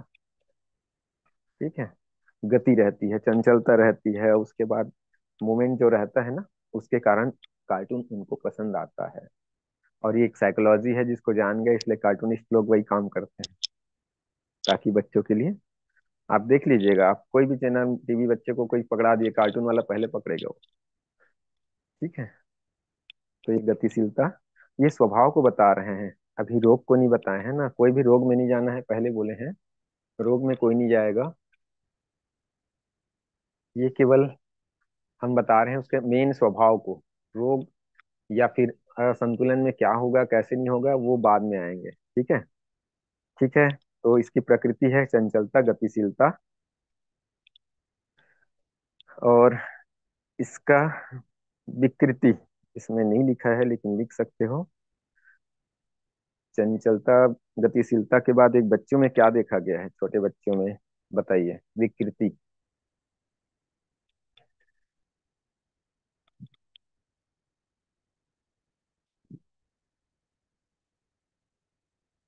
किसी के ध्यान में आवाज आ रही है ना मेरा? हाँ जी। हम्म। बच्चों को क्रोध बहुत शीघ्रता से आता है। छोटे बच्चों को क्रोध नहीं, गुस्सा आता है। ठीक है। गुस्सा, मुंह फुला लेते हैं, बैठ जाएंगे, थोड़ा सा रूठ जाते हैं। ठीक है, तो इसकी हाँ जी विकृति ठीक है। विकृति क्या हो गई? गुस्सा।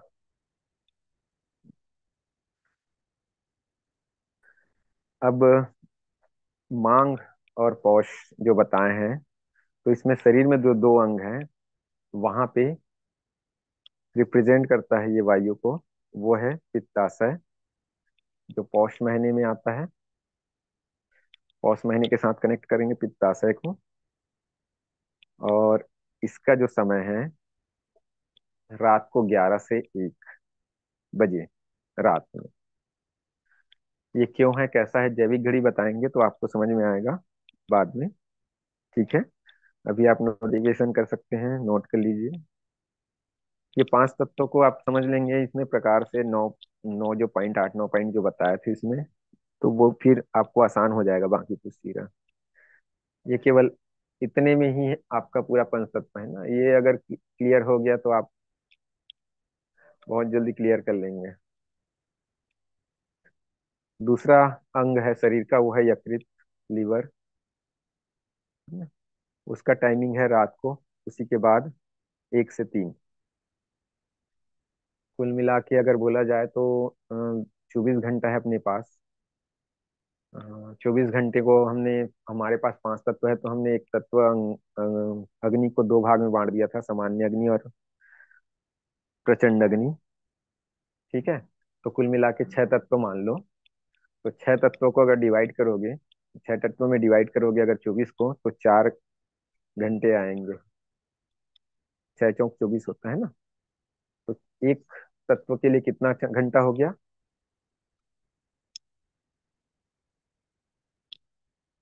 2। 2 क्यों? एक तत्व के लिए बोल रहा हूँ, अंग के लिए नहीं बोल रहा हूँ। 4 घंटे हो गए जी। 4। 4 घंटे। 6 तत्व हो गए ना। 6 तत्व को 24 में बांटोगे तो 4 घंटा हुआ। और हमारे शरीर में दो दो अंग एक एक तत्व में है। ठीक है, तो उस हिसाब से एक एक अंग को कितने घंटे मिल गए? 2 2 घंटे। तो रात को 11 बजे से 3 बजे तक जो है वायु का रहेगा। रात को 11 से 3 बजे तक वायु का, जिसमें 2 भाग में बांटेंगे, 2 अंग के लिए, पित्ताशय और लीवर। तो 2 घंटे, 11 से 1 पित्ताशय का और 1 से 3 लीवर का। ठीक है, भैया अभी उपलब्ध हूँ मैं। हाँ उपलब्ध है। जी भैया। ठीक है, हाँ। और कंट्रोलर बाद में बताएंगे क्योंकि ज्यादा हो जाएगा इतने में। अगला तत्व भैया ले जी लीजिए भैया, फिर आप उपलब्ध हैं तो ले लीजिए, अग्नि सामान्य। ठीक है ठीक हाँ, है। एक बार यहाँ तक सुबह से लेके अभी तक जितना भैया ने बताया है, इसमें अगर किसी का प्रश्न है तो कर लीजिए, अन्यथा फिर आगे बढ़ेंगे। एक बार ये 11 से 1 और 1 से 3 प्लीज वापस एक्सप्लेन करेंगे?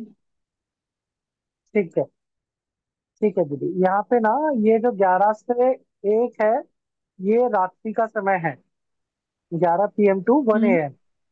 तो ये जिस हम्म। अंग से जुड़ेगा, वायु तो है, लेकिन वायु में जिस अंग से जुड़ेगा वो गॉल ब्लैडर है। और जो 1 से 3 आएगा, वो आपका लीवर का समय हो जाएगा। रात्रि 1 से 3 AM का लीवर यानी यकृत। ठीक है, अभी इसको थोड़ा सा आप टेक्निक को चेंज कर हम्म। लीजिए। अभी क्या है, आप सभी लोग हम्म। सिर्फ 4 चीजों पे फोकस कीजिएगा एक बार में। वो रहेगा तत्व, तत्व का रंग, हम्म। स्वाद, स्वभाव और उम्र। ठीक है, महीना, समय, हम्म। कंट्रोलर और कैसे करेगा वो, इसको हम नेक्स्ट सेशन के लिए रखेंगे। कारण सिर्फ इतना है कि एक साथ अगर हम सब कुछ समझने की कोशिश करेंगे ना, तो हमें रटना पड़ेगा। और हमारा पर्पस ये है हम्म। कि हमको रट्टा ना लगाना पड़े। ठीक है, तो अब मुझे आप में से कोई जी। बताएगा कि वायु का तत्व हरा क्यों है, स्वाद खट्टा क्यों है, उम्र 0 से 12 क्यों ली है? नहीं पता। नहीं ये पता। रंग तो कोई और पेड़ बताना पौधों चाहेगा? के, पेड़ पौधों के लिए लिया है रंग तो, पेड़ पौधों से। ठीक है ठीक है, अच्छा बताया आपने। अभी क्या है कि जब हमारे जीवन की शुरुआत होती है ना, तो एक चरण तो वो है कि जब माता पिता का संसर्ग हुआ है ना। दूसरा चरण हम्म। वो है जब शिशु को डिलीवरी के बाद में हमारे हाथ में आता है, तो हम वहां से अपना चक्र ले रहे हैं। तो हमने उम्र रखी है उसकी 0,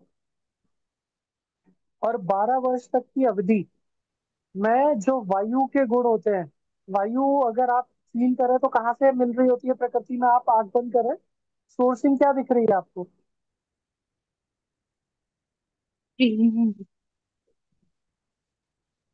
जी दीदी, क्या सोर्सिंग दिख रही है आपको? पेड़ और पौधे, मतलब पत्तों से। ठीक है, पेड़ पौधे है ना, यानी हरियाली, यानी हरा भरा। या। तो इस कारण से हम्म। हमारे आदि ऋषि मुनियों ने इसका रंग रख दिया हरा। कोई दिक्कत, कोई कंफ्यूजन?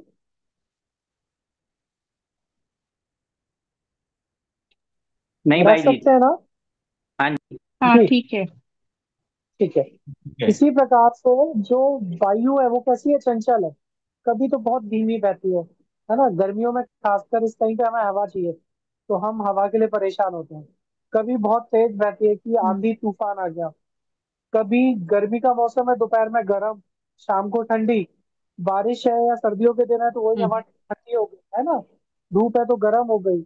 हम्म। कभी तेज बहाव में, कभी शांत नहीं है, एक जैसी नहीं है, बदलता रहता है हवा का स्वभाव। तो ऐसे ही 0 से 12 साल का बच्चा है, वो एक जैसा रहता है क्या? नहीं। नहीं, नहीं रहता जी। एक जगह बैठ सकता है क्या? नहीं, बिल्कुल नहीं। नहीं। एक जैसी जिद करेगा क्या? नहीं। आज कुछ, दोपहर में अलग कुछ, अलग मांगे रात, रहेंगे। अगले दिन कुछ, है ना। आप उसकी थोड़ी थोड़ी देर फरमाइश में पूरी मांगे करते बदलती है। जाइए, उसके पास कुछ नया है मांगने के लिए, है हम्म। ना। वायु जैसा है। तो चंचलता, गतिशीलता, वायु के जो गुणधर्म है वो इस बच्चे के भी मिल रहे हैं। जी। अब वायु ना चले बिल्कुल, तो आपको अच्छा फील होगा या बुरा? बुरा लगेगा जी। आप जिस कमरे में बैठे हुए हैं, वहां पे मैं पंखा बंद कर दूं, आप बाहर निकले, बिल्कुल भी पेड़ पौधे ना हिले, तो आपको वायु चाहिए, मतलब आपको वो गतिशीलता चाहिए, है ना। इसी प्रकार से छोटा जी। बच्चा है आपके घर में, जो 1 साल का है, 2 साल का है, 5 साल का है, वो बिल्कुल मूवमेंट करना बंद कर दे, बस खाए चुपचाप लेट जाए, बात करे चुपचाप सो जाए। तो क्या आप ऐसा चाहेंगे, या वो वाला बच्चा चाहिए जो हर समय नटखट उद्यम करे? नटखट नट उधम। नट नटखट वाला। नटखट वाला, है ना। तो मतलब वायु के गुणधर्म उस बच्चे से मैच हो रहे हैं। तो इसीलिए हमारे आदि ऋषि मुनियों ने 0 से 12 साल की उम्र रंग हरा रखा। अब स्वाद की बात करते हैं, तो स्वाद खट्टा है। 6 टेस्ट बताए गए आयुर्वेद में। 6 प्रकार के रस है। मधु, मतलब स्वीट। कटु, यानी कड़वा, है ना। तिक्त, हम्म। भी कड़वे में आएगा। कसाय, मतलब कसेला, जो एक से ज्यादा टेस्ट देता है, मतलब मीठा, खट्टा, फीका, है ना। ये एक साथ टेस्ट दे रहा होता है, जैसे आंवला है, सौंफ है, जामुन है, तो ये सब किसमें आएगा? कसेले स्वाद में। इसी प्रकार कसाई। से हाँ और टेस्ट जी। कौन से थे? और टेस्ट कौन कौन से रह गए? खट्टा हो गया, नमकीन चटपटा रह हो गया। गया, चटपटा हो गया, कड़वा। और नमकीन रह गया। कड़वा। कड़वा ले लिया मैंने, मीठा बोल दिया, ठीक है। ये 6 टेस्ट हो गए। अब 6 टेस्ट आप खाने की परिकल्पना करें, और देखें कि किस टेस्ट से आपके एड़ी से लेकर चोटी तक पूरी बॉडी में वाइब्रेशन आती है। मीठी से आती है क्या? कड़वे से आती है क्या? नहीं। तीखे से आती है क्या? चटपटे से आती है क्या? कसेले से आती है क्या? लेकिन जैसे ही आप खट्टा आपकी कैपेसिटी से ज्यादा खाते हो तो क्या होता है?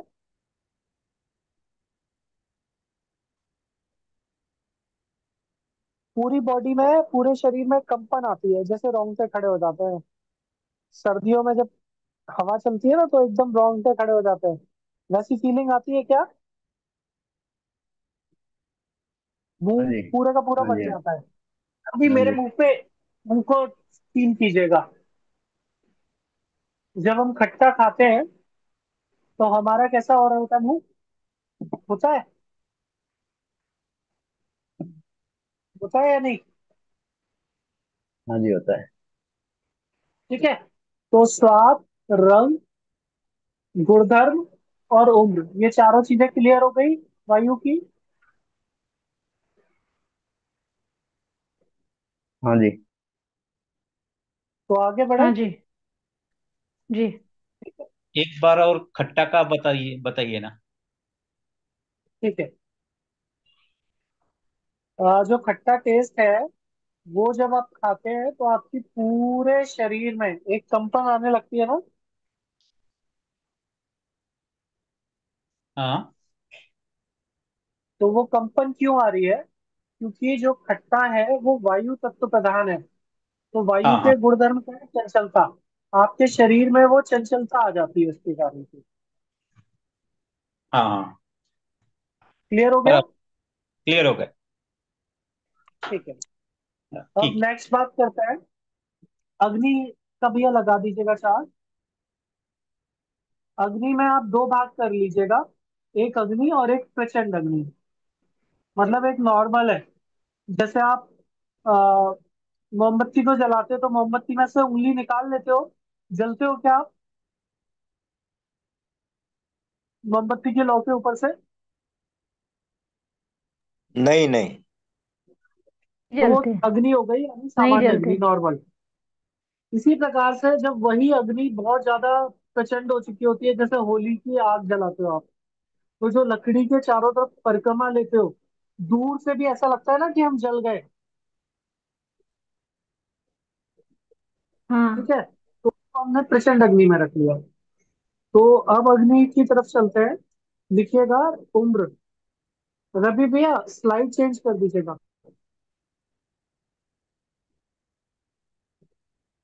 तो उम्र लिखिए 12 से 24। जितनी भी बार हम उम्र की बात करेंगे हर बार हम 12 वर्ष जोड़ेंगे। रंग हमें यहाँ पे दिख रहा है लाल, स्वाद दिख रहा है तीखा और कड़वा। ठीक है, तो जो 12 से 24 साल का बच्चा होता है, क्या वो बच्चा आपसे मीठा बोलता है, या जब उसकी जरूरत पूरी नहीं होती गुस्सा में होता है तो वो सोच समझ के बोलता है या कुछ भी बोल देता है?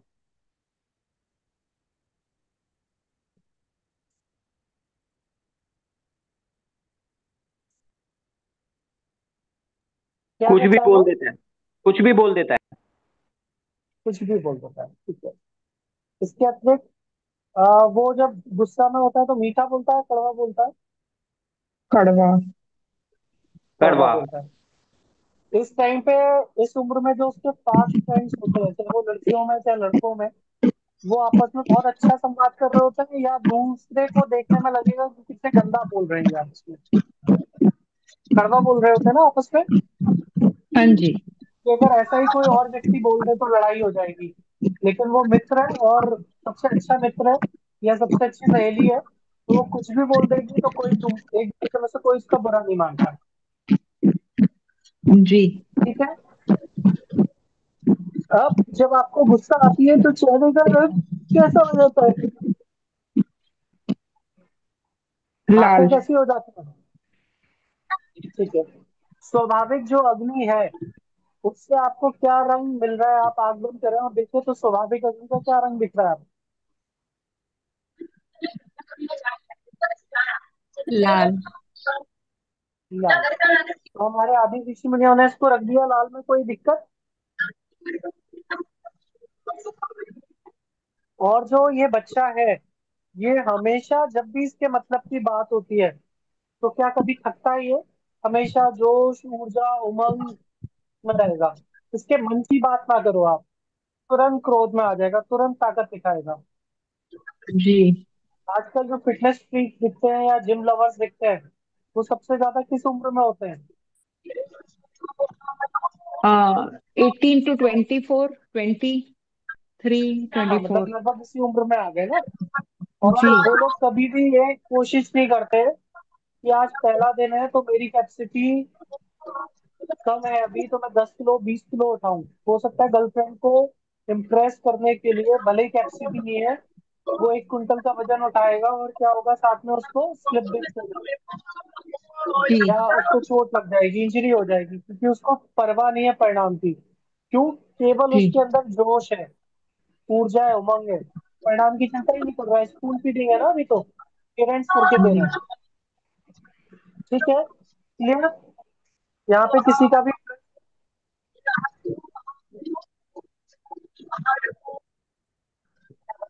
सर, सर जी, आपकी आवाज अच्छी नहीं आ रही है।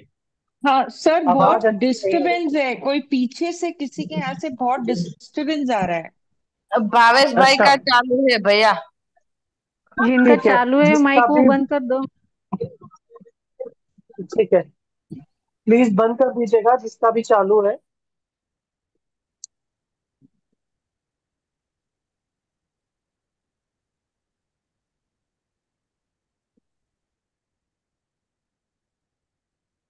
अभी देखिए डिस्टरबेंस आ रहा है कि अभी भी पीछे से नॉइस? नहीं नहीं नहीं, सर, अच्छा आ रहा अभी है, अभी नहीं आ आ रहा रहा है। है। ठीक है, चलिए, तो आगे बात करते हैं। अब इसमें किसी का कोई प्रश्न है क्या?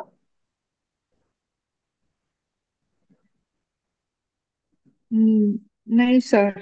सर मंथ तो सर मंथ आप बता सकते हैं इसमें? दीदी, मंथ को हम बाद में बात करेंगे, क्योंकि अच्छा हमारा अच्छा। पर्पस है कि आपको रटना ना पड़े। अब आप जब ओके, बिकॉज 3 बजे ब्रेक के बाद में मिलेंगे ना, तो आपको ये सब कुछ याद हो जाए। गुरुजी आते ही पूछेंगे आपसे। नहीं, इसमें फागुन और वो समझ में नहीं आता। वो बाद में आ जाएगा आपको, है ना, जब उस चेत टाइम और पे फागुन। चलेंगे। हाँ, ठीक है, वो मंथ के नाम है।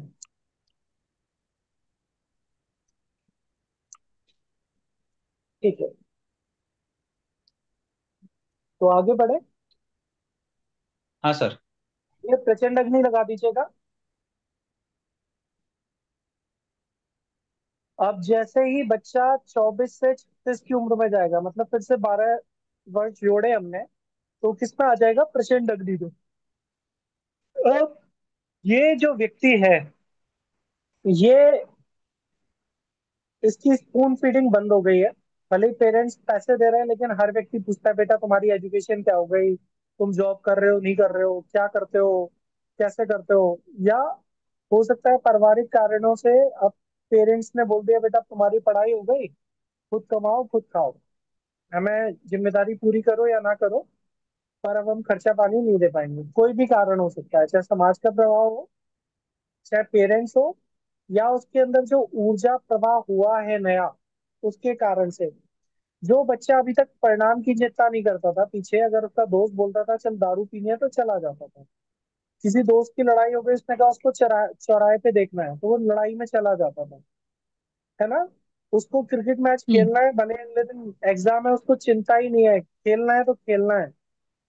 वही बच्चा और वही दोस्त जब उसको बुलाता है, यार मेरी लड़ाई हो गई, तो उसको मालूम है कि अब मेरे को जॉब करता हूँ, कोई पंगा हो गया तो जेल जाना पड़ सकता है, मेरी जॉब चली जाएगी, या मेरे जॉब टाइम से है तो मैं नहीं आ सकता जॉब आवर्स में, तो वो क्या कहेगा, भाई तू देख ले तेरा, मेरी तो जॉब है, मैं नहीं जा सकता।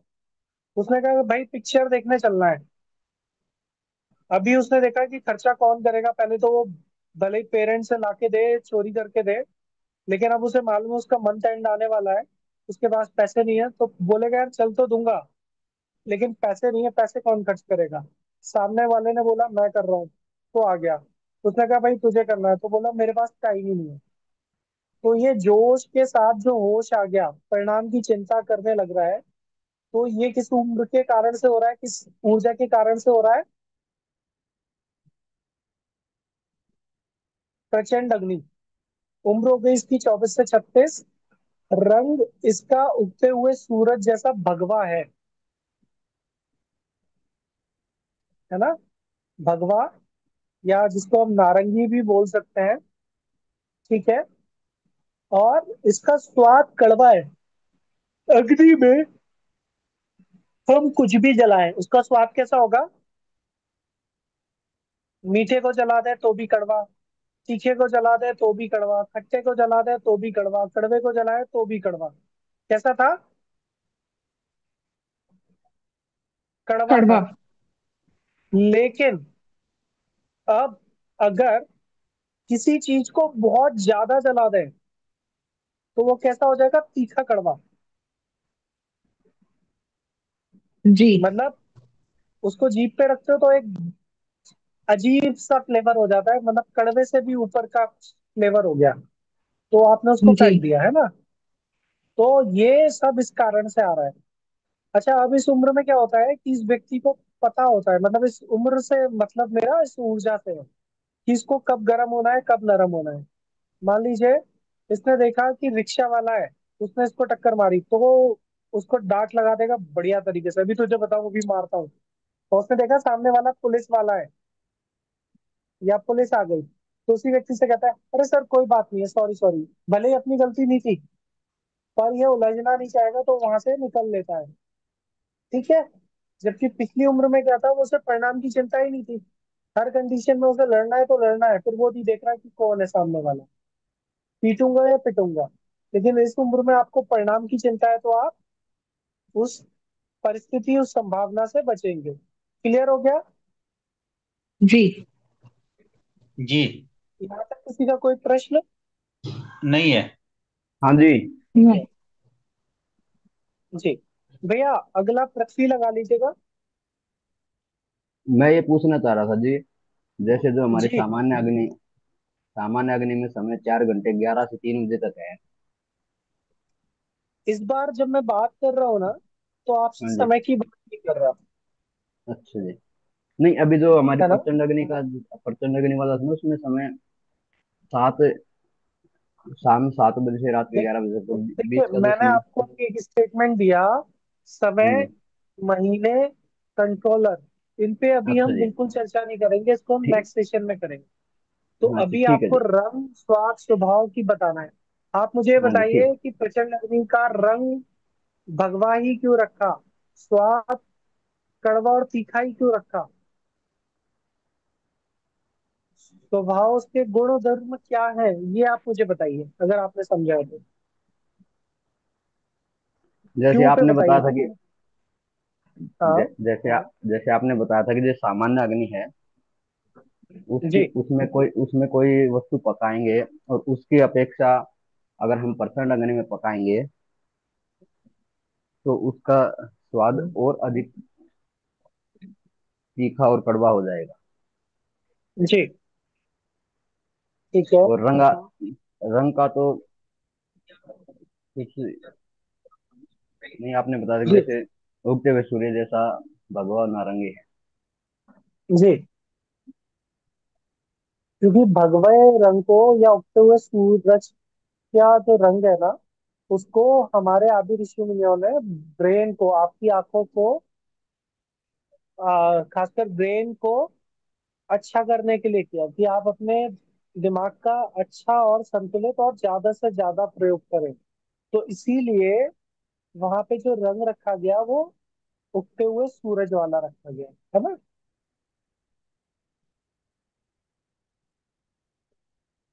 हाँ भाई जी, एक प्रश्न है। जी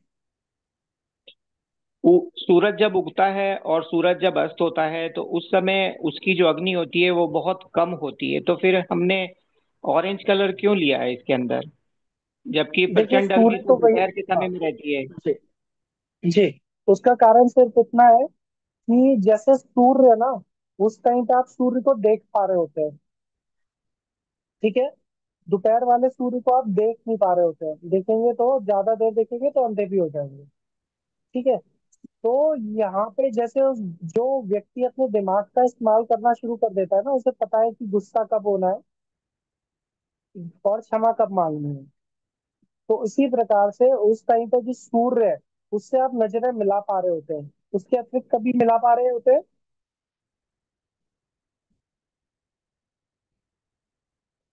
नहीं, नहीं मिला सकते।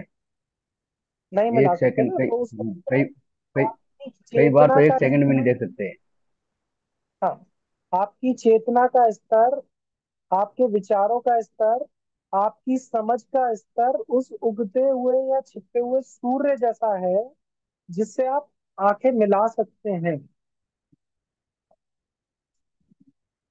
आपको वो चैतन्य कर रहा है, इसलिए वहां पे प्रचंड अग्नि से का रंग भगवा नारंगी हमारे आदि ऋषि मुनियों ने रंग रखा।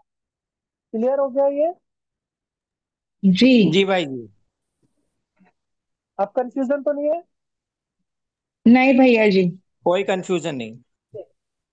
ठीक है, नेक्स्ट चले। अच्छा, इस चीज से एक चीज और समझ में आती है। दुनिया भर में जितने भी ड्रग पैडलर्स हैं, उनके टारगेट ऑडियंस क्या है और उन ड्रग्स का स्वाद कैसा होता है? नशे का स्वाद कैसा है? किसी भी तरह का नशा ले लो, तीखा। कड़वा, है ना? और जिस उम्र को टारगेट कर रहे होते हैं, वो किस उम्र को टारगेट करते हैं पूरी दुनिया में?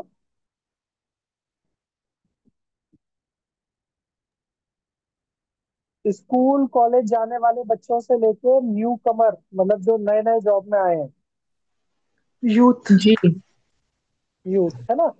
क्योंकि उनको भी पता है, भले उनको पंचतत्व का सिद्धांत नहीं पता, लेकिन इतना पता है कि इस टाइम पे अगर उन्होंने एक बार उनके ड्रग्स का स्वाद या लत उस बच्चे या उस व्यक्ति को लगा दी, तो वो चाहकर भी उस लत को नहीं छोड़ सकता। क्लियर हुआ? जी हाँ जी, हाँ जी। क्योंकि यहाँ पे आपकी बॉडी की रिक्वायरमेंट थी वो स्वाद, वो स्वभाव, इसीलिए आप अपने दोस्तों से कड़वा बोलते हैं। आप में से कोई एक ऐसा व्यक्ति है जिसका जो बहुत अच्छा दोस्त है, उससे बहुत तमीज से बात की हो कभी बचपन से? मतलब जो बहुत अच्छा दोस्त है उससे बहुत बदतमीजी से बात की होगी आपने, और फिर भी आपकी दोस्ती बहुत प्रगाढ़ थी, क्योंकि उस टाइम पे आप दोनों को ही वो कड़वापन कहीं से भी चाहिए था, पगनी कहीं से भी चाहिए थी, मम्मी तो ऊर्जा उमंग मम्मी चाहिए को थी। मम्मी मम्मी मम्मी नहीं कहता पीछे से बेटा। किसी की बैकग्राउंड में आवाज आ रही है? मम्मी। हाँ, मम्मी का है। कहाँ का ये माँ। माँ। भैया आप सबको संदीप जी, आप म्यूट कर लीजिए। आवाज। प्लीज। जिस जिसकी आवाज आ रही है म्यूट कर लीजिए प्लीज।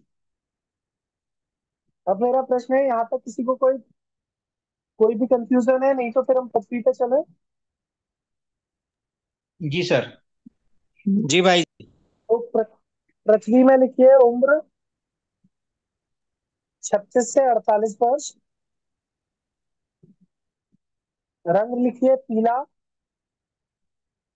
स्वाद लिखिए मीठा।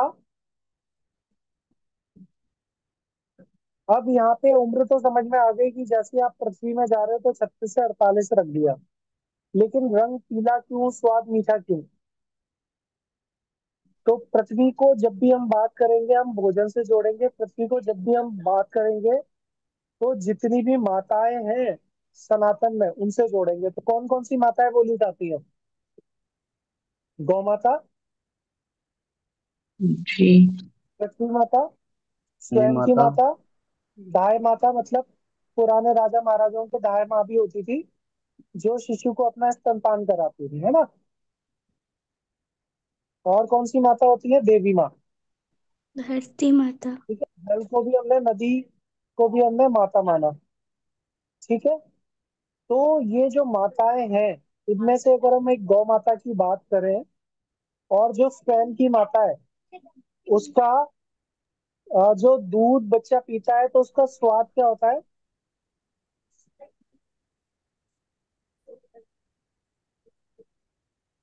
मीठा। मीठा। हल्का मीठा। देशी गौवंश का जो दूध है हल्का मीठा रहता है। वो तुरंत अगर देखें, या उसको बहुत गर्म करते हैं प्रॉपर तरीके से, जो हमारी सनातन पद्धति है, तो उसमें क्या रंग हमें प्रचुर मात्रा में दिखता है? पीला। पीला।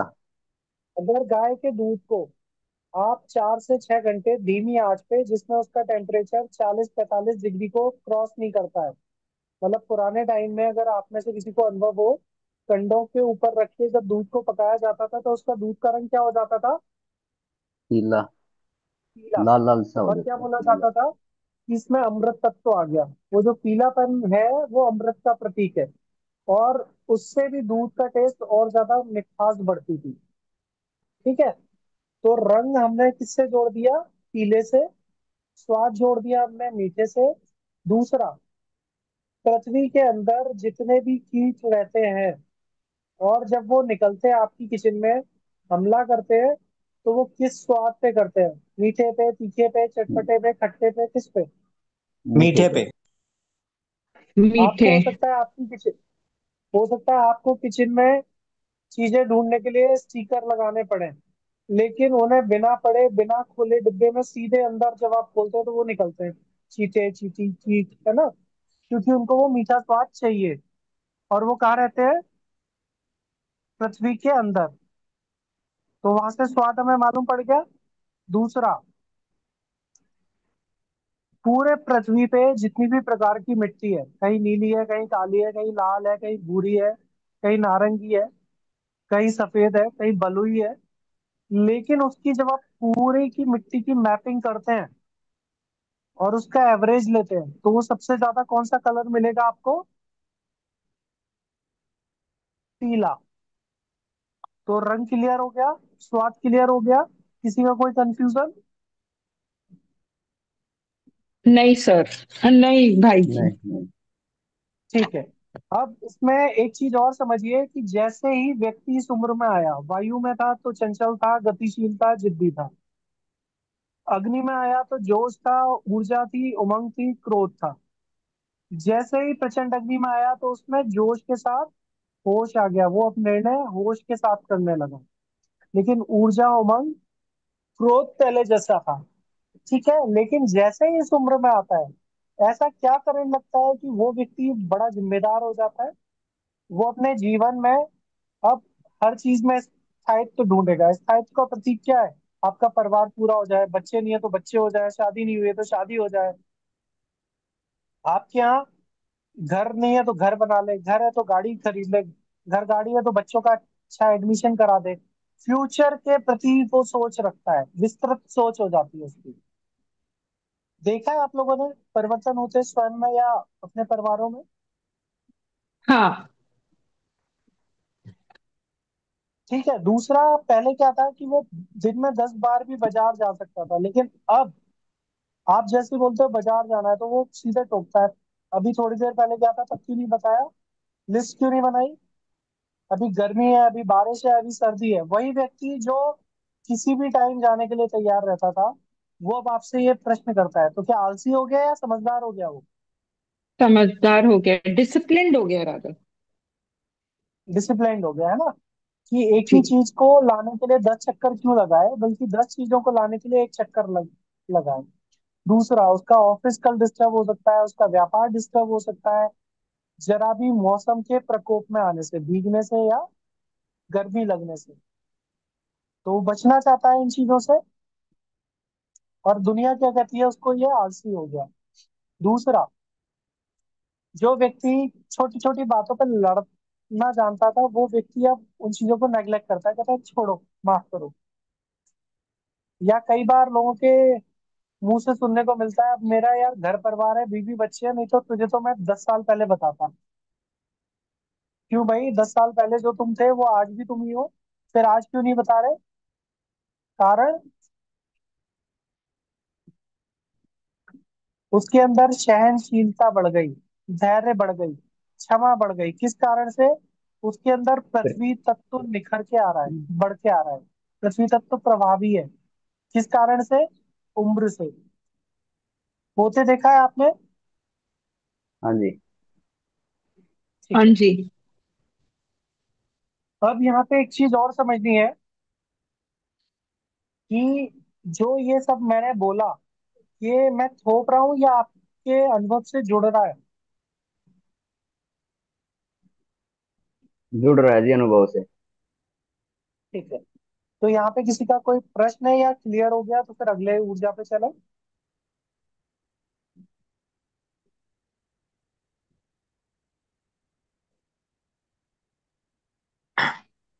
अभी इस उम्र में जो स्वभाव ऊर्जा। में बदलते हैं, तो हाँ, तो पृथ्वी तत्व क्या हुआ? आपने ऐसा बोला, थोड़ा सा उसके बारे में कीजिए।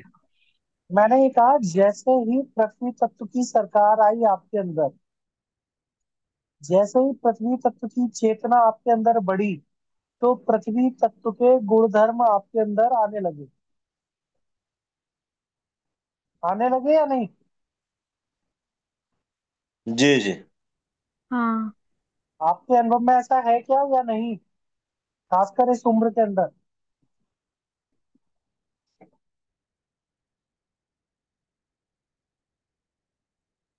जो बच्चा बचपन से बोलता आता था, मम्मी पापा आपने इतने सारे फालतू के रिश्तेदार पाल लिए हैं, कि आज उसकी शादी, कल उसकी शादी, आज इसके यहाँ जाना, कल उसके यहाँ जाना, अब वही व्यक्ति अपनी नानी के यहाँ की रिश्तेदारी, मतलब मम्मी के पक्ष, पिता के पक्ष की जिम्मेदारी, और अपने ससुराल के पक्ष और अपने दोस्त, अपने आस पड़ोस के जो लोग हैं, उनके साथ रिश्तों को प्रगाढ़ करने के लिए उनके आना जाना करता है या नहीं करता है?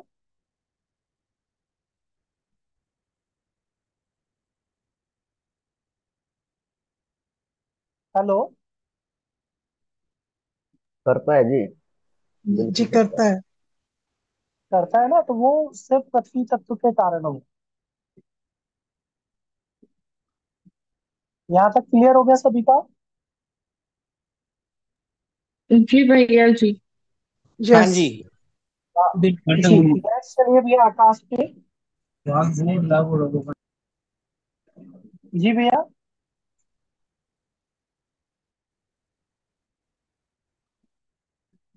अब आकाश तत्व को समझेंगे। यहाँ पे उम्र पुनः 12 वर्ष जोड़ देंगे, तो 12 जोड़ते कितनी हो जाएगी? 8। 48 से 60। दूसरा, यहाँ पे जो रंग लिया गया है वो कैसा लिया गया है? भूरा या सफेद, ब्राउन एंड व्हाइट, या उसके बीच के जो शेड आएंगे वो सब इसी में आएंगे। तीसरा, यहाँ पे जो स्वाद लिया गया है उसमें लिखिए कसैला, चटपटा, और तीसरा लिखिए फीका। आप में से कोई साउथ इंडियन या फॉरेन से हैं जिनको कुछ समझ में ना आ रहा हो तो बताइए। सर भैया टेस्ट वापस बताइए प्लीज। दीदी आपकी आवाज चली गई, दोबारा बोलिएगा। स्वाद वापस स्वाद वापस से बताइएगा।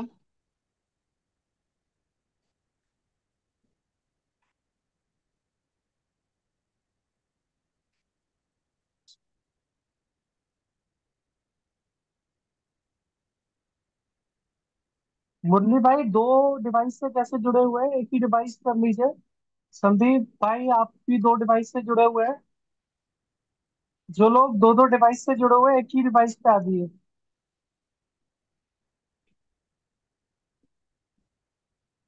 संदीप काबरा जी, मुरली डांगी जी, एक डिवाइस पे आ जाइएगा, अदरवाइज आपको एडमिन खुद ब खुद एक डिवाइस ऑफ कर देंगे आपका।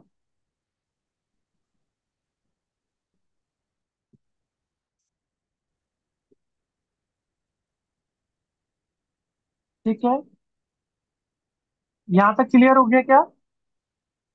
अब यहाँ पे ब्राउन कलर और व्हाइट कहाँ से आया? स्वाद, फीका, फीका मतलब टेस्टलेस, चटपटा मतलब पंजेंट, और कसैला मतलब दो से ज्यादा टेस्ट, कि खाया तो हमने खट्टा मीठा भी फील हो रहा है, फीका भी फील हो रहा है, हल्का सा कड़वापन भी उसमें आ रहा है ना?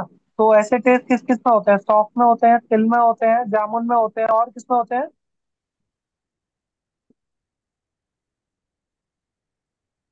आंध्रा का जो जंगल वाला छोटा केला आता है, इलायची केला जिसको बोलते हैं, उसमें भी ऐसा टेस्ट होता है।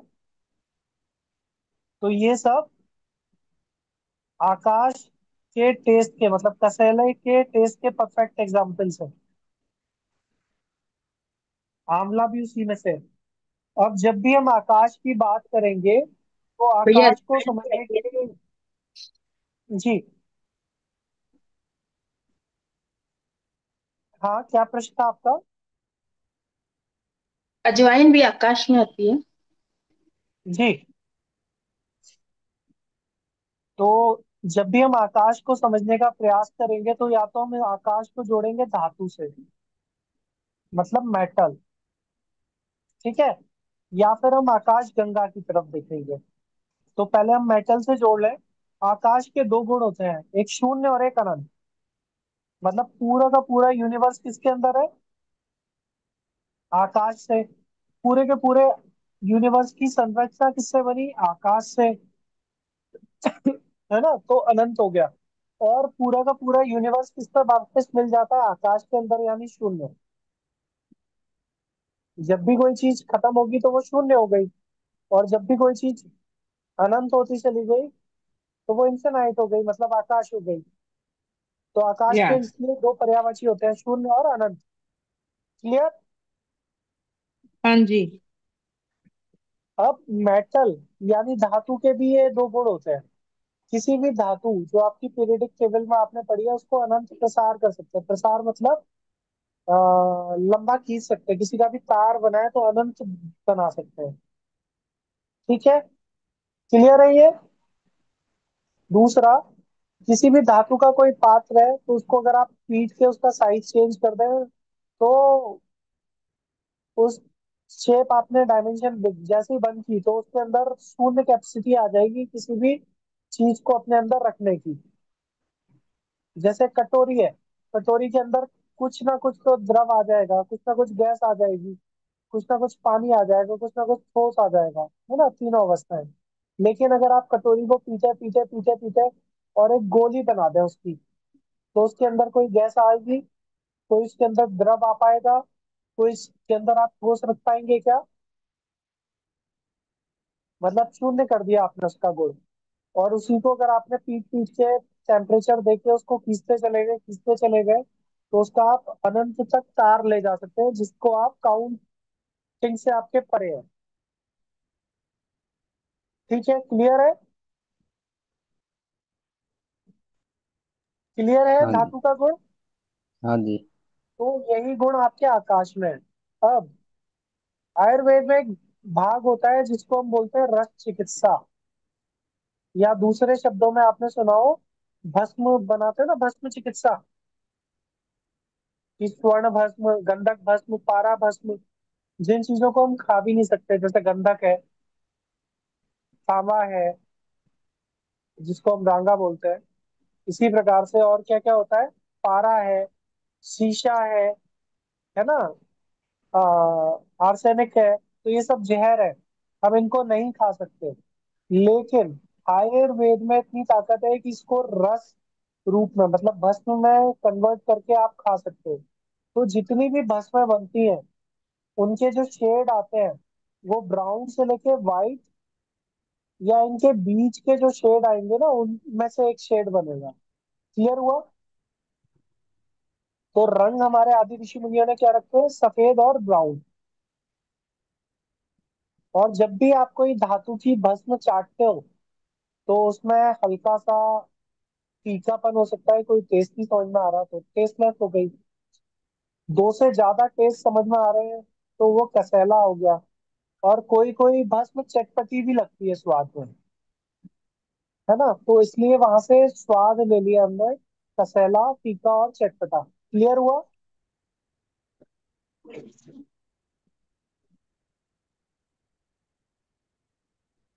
क्लियर हुआ या नहीं? हाँ जी। हाँ जी, हो गया। ठीक है। सिर्फ एक ही बाई की आवाज आई तो ऐसा लगा जैसे कि थोप दिया गया, नहीं समझ में आया। नहीं नहीं, समझ में आया भैया जी। सभी बोला ठीक करें है। भाई जी, सभी भाई ठीक बहन है, बोले। दूसरा, जो आकाश गंगा के उदाहरण से भी समझ लें। जो मिल्की वे है, जो आकाश गंगा है, वो कैसी है? अनंत। अभी तक कितने यूनिवर्स खोजे जा चुके हैं? काउंटिंग से परे है, तो इसलिए वो भी अनंत है, मतलब उसी के गुण धर्म, है ना। दूसरा, वहां पे दो रंग है। एक जहाँ पे प्रकाश है वो कैसा है? व्हाइट। और जहाँ पे प्रकाश नहीं है वहां पे क्या है? अंधकार, डार्कनेस, मतलब ब्राउननेस। ब्राउन को डार्क करते चले जाए तो डार्क ब्राउन बहुत डार्क कर दे तो वो कैसा दिखेगा? ब्लैकिश, है ना। तो जहाँ पे प्रकाश है वहां पे व्हाइट है, और जहाँ पे अंधकार है वहां पे ब्राउन, डार्कनेस है। तो वहां से भी हमें रंग मिल जाए। ठीक है, गुण धर्म भी मिल जाए। तो जब आकाश की उम्र में व्यक्ति पहुंच रहा होता है तो 48 से 60, मतलब नियर बाई आपके रिटायरमेंट फेज की तरफ आप जा रहे हो। और जब इस फेज में आप जा रहे होते हो तो क्या करते हो आप? डरते हो, घबराते हो, किस चीज से?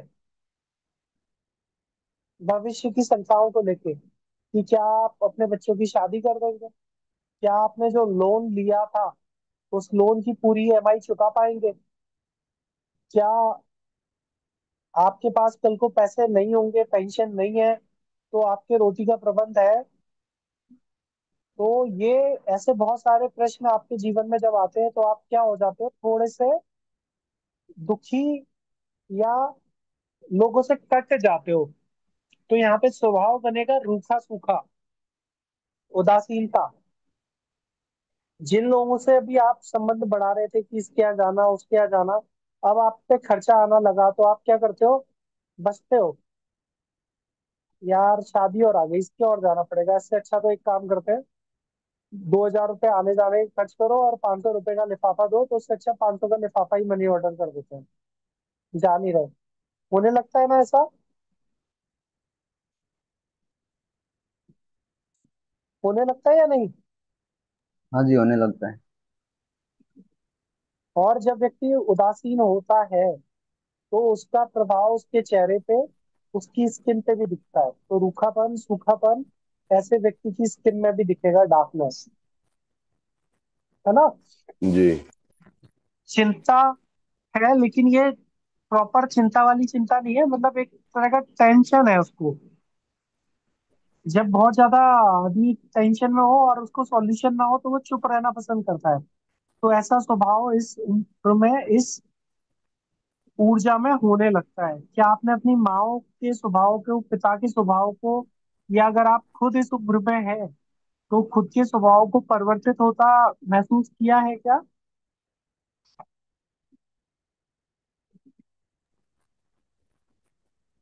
होता है सर ऐसा। ठीक है, तो अगर ये क्लियर हो गया तो अगली ऊर्जा पे चले। जी हाँ। तो जल पे चलते हैं। जल तत्व लिखा आपने?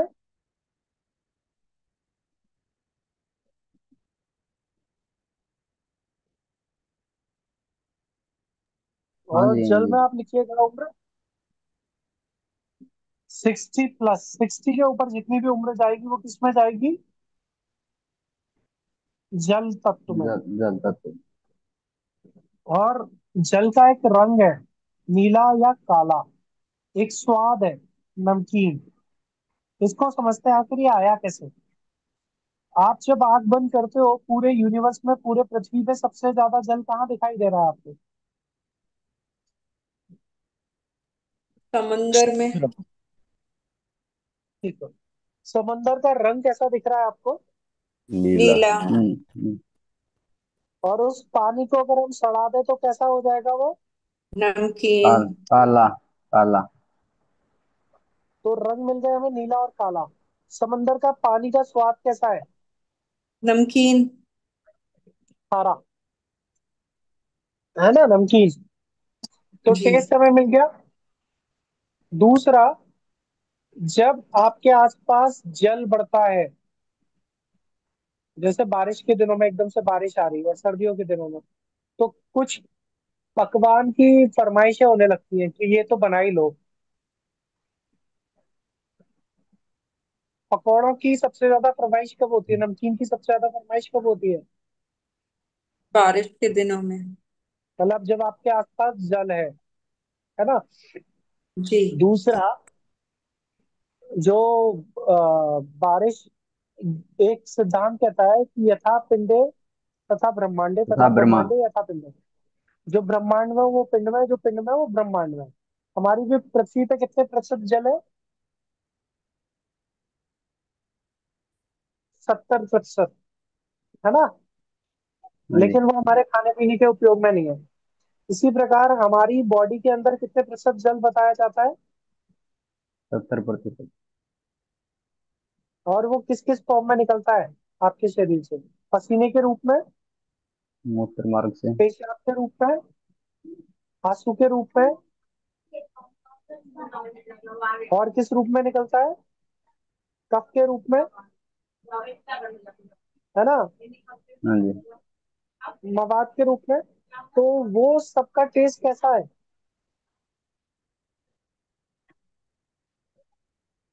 नमकीन ही होगा। नमकीन है ना, समंदर के पानी जैसा। तो वो भी आपके टेस्ट को जोड़ रहा है। अब इस उम्र में गुणधर्म समझ लेते हैं। जो 60+ लोग हैं वो कैसे हैं? वृद्ध तो हो ही रहे, तो शरीर से कमजोर हो गए, शिथिल हो गए, झुक रहे हैं। और कैसे है? डर, चिंता, तनाव उनके अंदर स्थायी फैक्टर हो गया कि बहू गई है अब तक क्यों नहीं आई, बेटा गया है अब तक क्यों नहीं आया, पोता गया है अब तक क्यों नहीं आया, घर में ताला लगा है कि नहीं लगा, जबकि वो चल नहीं सकते। बहू रोटी देगी कि नहीं देगी, है ना? बेटा मेरी बात सुनेगा कि नहीं सुनेगा। भले ही पूरा परिवार उन्हीं की बात माने, लेकिन एक उनके अंदर कंफ्यूजन, डर रहता है, मेरी तो कोई सुनता ही नहीं है। ये किस कारण से हो रहा है? किस ऊर्जा के कारण से हो रहा है? डर के जल कारण। तत्व के कारण। डर। ये डर किसके कारण आ रहा है? जल तत्व के कारण। तो भय, चिंता, अनिद्रा, शिथिलता, कमजोरी, ये सारे किसके लक्षण बने? जल तत्व के, जो वृद्धों में हमें कॉमनली दिखाई देते हैं। क्लियर हुआ? हाँ जी। तो 5 तत्व की 6 ऊर्जाओं का विवरण आपको मालूम पड़ गया, रंग से, स्वाद से, स्वभाव से, गुण धर्म से। ये सब आप लोग लिख के रखिएगा। 3 बजे पुनः मिलेंगे। अब आप लोग ये बताइए, 12:17 हो रहे हैं, तो 3 बजे मिलना पसंद करेंगे या 3:30?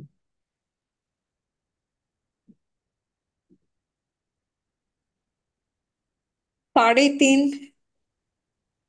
वे ठीक है, 3:30। 3:30 तक। ठीक है, तो सभी लोग कंफर्टेबल है ना 3:30 पे? साढ़े हाँ तीन पे सर। मिलेंगे तो हमारा टारगेट होगा फिर शाम को 6:30 बजे तक का। ठीक है, ठीक है। चलेगा। अगर थोड़ा चलेगा तो 7 बजे तक हर हालत में क्लोज कर देंगे, है ना? चलेगा, चलेगा। चलेगा। ठीक है, 3 3 बजे अगर करते हैं तो हम हर हालत में 6:30 बजे क्लोज कर देंगे। तो आप लोग के खाने पीने या घर के जो भी काम है उनके लिए आप उसी हिसाब से मैनेज कर लेना। 3:30 बजे जुड़ेंगे और 7 बजे मैक्सिमम टाइम तक हम जुड़ेंगे बस। ठीक है? धन्यवाद। आप लोगों ने जो लिखा है उसका फोटो ग्रुप में डाल सकते हैं, आप सभी लोग को डालना है कंपलसरी। आप लोगों को जो भी कंफ्यूजन रह गए हो, क्योंकि आप लिख के चार्ट बना के डालेंगे तो आपका जो भी कंफ्यूजन होगा आप नेक्स्ट सेशन में पूछ पाएंगे। जी। ठीक है? जी। ठीक है। और एक विशेष चीज, रवि भैया एक बार सभी को बता दीजिए कि इस 3 साढ़े 3 घंटे के अंदर हम्म। सभी लोग प्रयास करेंगे कि हम सभी टेलीग्राम पे मेन रूप से जुड़ गए हैं या नहीं जुड़े हैं तो जुड़ जाएं। दूसरा, टेलीग्राम पे वर्षों से ये निशुल्क चिकित्सा का, सेवा का लंगर 24/7 देश विदेश अब्रॉड चलता रहता है हर जगह, है ना? तो जिस प्रकार से किसी ने कभी हमें जोड़ा था, जैसे मुझे किसी ने कभी जोड़ा था, सुनील भैया को किसी ने जोड़ा था, मनीष भैया को किसी ने जोड़ा था, तो इसीलिए हम तक ये सेवा पहुंची और सेवा मिली, तो हमने सीख के आगे आप लोगों तक पहुंचा रहे हैं। तो आप लोगों का भी दायित्व बनता है कि इस सेवा को दूसरों तक पहुंचाए। तो आप लोग अपने अपने फोन बुक में टेलीग्राम में जाके वहां जी। पे ऐड ऑप्शन, ऐड मेंबर, वहां से लोगों को जोड़ सकते हैं। एक बार में आप 200 लोग तक जोड़ सकते हैं। और जिसको भी हिसाब आप से जोड़ पहले रहे हैं बाद में। कि आपने जोड़ा है, तो आप उनको मैसेज भी दे सकते हैं, लिंक लिंक से वो स्वतः जुड़ सकते हैं, या फिर आप उनको जोड़ दीजिए। जिसकी ईश्वर की कृपा होगी, नारायण या शिव का अनुकंपा होगी, वो स्वतः जुड़ के सेवा लेगा। जिसका समय संस्कार अभी नहीं जगा है वो अपने आप स्वतः ग्रुप छोड़ देगा। तो आप चिंता ना करें, आप उन लोगों को जोड़ सकते हैं। तो रवि भैया एक बार आप बता दीजिएगा कि कैसे जोड़ते हैं। जी भैया।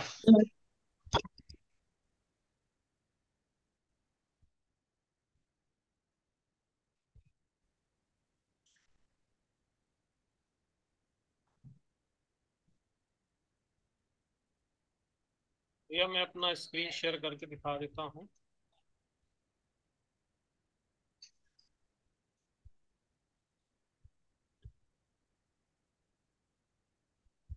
ये जनरली हमारी जो टेलीग्राम की स्क्रीन है ना, आपको आप ग्रुप खोलोगे तो आपको ये ग्रुप मिलेगा, हमारा पंचतत्व आरोग्यम सेवा संस्थान है ना। अब इस ग्रुप में अगर आप जाओगे और इस ग्रुप के आइकॉन पर ही क्लिक करोगे तो आपके पास ये ग्रुप इन्फो की इंफॉर्मेशन आएगी। और यहाँ पे ना सबसे नीचे आपके पास आएगा प्लस साइन ईयर। किसी का अगर एंड्रॉयड होगा, क्योंकि मैं डेस्कटॉप पे बता रहा हूँ तो एंड्रॉयड में शायद डिफरेंट होगा। तो ये प्लस वाला आइकॉन पे आप क्लिक करोगे ना तो आपको ये लिस्ट आएगी, है ना। तो आप ये लिस्ट पे क्लिक करके लोगों को जोड़ सकते हो, है ना। जैसे क्लिक करते जाओ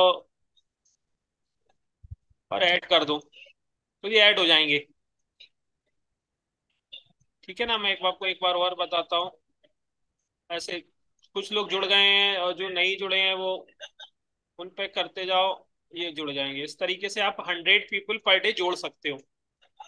आप अपने अपने फोन में एक बार चेक करिए और जोड़ने की कोशिश कीजिए।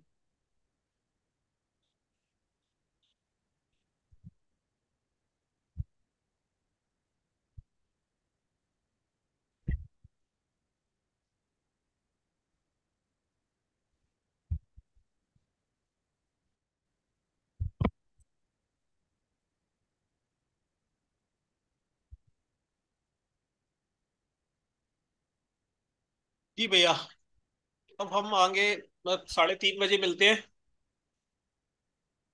गौरव भैया शायद चले गए क्या? हाँ जी ठीक भैया है, फिर क्लोज कर देते हैं। चलेगा हेलो भैया। चलेगा। जी भैया भैया वो थैंक। जी हेलो। दीदी। हाँ वो जी ना मठ के बारे में पूछना था उसकी, कि वो ना कब से है और क्या फीस है उसकी। मठ में जो लोग भी नए लोग प्रशिक्षण लेंगे उसकी फीस आज मनीष भैया क्लियर कर देंगे, है ना। हाँ अभी हमारी ऑनलाइन की फीस 3100 होती है, तो वो वहाँ तो पे मैं भी फिर जोई हम हूँ। यही अप्लाई। हाँ वहाँ पे भी हम यही अप्लाई करेंगे नए लोगों से, अच्छा। क्योंकि स्वामी हम्म जी का आदेश है कि बोले कि फ्री की कोई वैल्यू नहीं करता, है ना। तो हम्म। वहाँ पे बहुत सारे लोग जुड़े थे लेकिन वो फिर साथ नहीं चले। और जो हाँ। गुरुकुल के बच्चे होंगे या हम्म मठ के जो भी बच्चे हैं या कार्यकर्ता है उनकी फीस नहीं है, बच्चों की जो हम्म वहाँ पे पढ़ रहे हैं। लेकिन बाद बाकी हम्म। जितने भी लोग होंगे तो उनकी फीस होगी। बाद बाकी वहाँ रहना खाने का कोई फीस नहीं है, जो भी लोग आ रहे हैं वहाँ पे। ठीक है भैया, तो वहां पे कब तक आपको 6 तारीख को बोलना पड़ेगा क्या? नहीं 6 को नहीं, 6 को तो पहुंचना है आपको, 6 तक पहुंच सकते हैं। अगर अच्छा। आप मुझे आज या मैक्सिमम 27 तारीख तक बताएंगे तो फिर मैं वहाँ पे बता पाऊंगा कि हमारे साथ कितने लोग आ रहे हैं, तो फिर हम व्यवस्था करा पाएंगे, ठीक है भैया। है ना। तो जो लोग भी भैया प्रशिक्षण में मैं आ भी रहे आ हैं, रही हूँ। ठीक है ठीक है, भैया। आप लोग कितने दिन का नाम होगा लिख भैया? दीजिएगा। कितने दिन का वहाँ होगा? पे 7 8 9 3 दिन का कार्यक्रम है। धन्यवाद। Okay okay. वहाँ पे ये विशेष आयोजन हो रहा है दिव्य भारत के मंच पे। तो दिव्य भारत में क्या है कि जितने भी लोग देश में प्रकृति के लिए संस्कृति के लिए किसी ना किसी रूप में कोई कार्य कर रहे हैं, तो उनका एक सम्मेलन है जिसमें स्वामी जी तो हैं ही, देश के विराट संत हैं। उनके साथ साथ अनेकों संत और अनेकों विभूतियां जिनमें बहुत सारे आपको पद्मश्री पद्म विभूषण हस्तियां मिलेंगी। जी भैया। उनके साथ भी हमें प्रकृति को समझने सीखने का मौका मिलेगा। साथ में हम्म। जिनको पंचतत्व सीखना समझना है तो उनके लिए प्रैक्टिस क्लास और सेशन दोनों वहां पे चलेंगे। जी भैया, बहुत अच्छा कार्यक्रम जी आपने ये ऑर्गेनाइज किया है सबके लिए। जी थैंक यू भैया। दीदी। ओके। जी जी प्रणाम दीदी।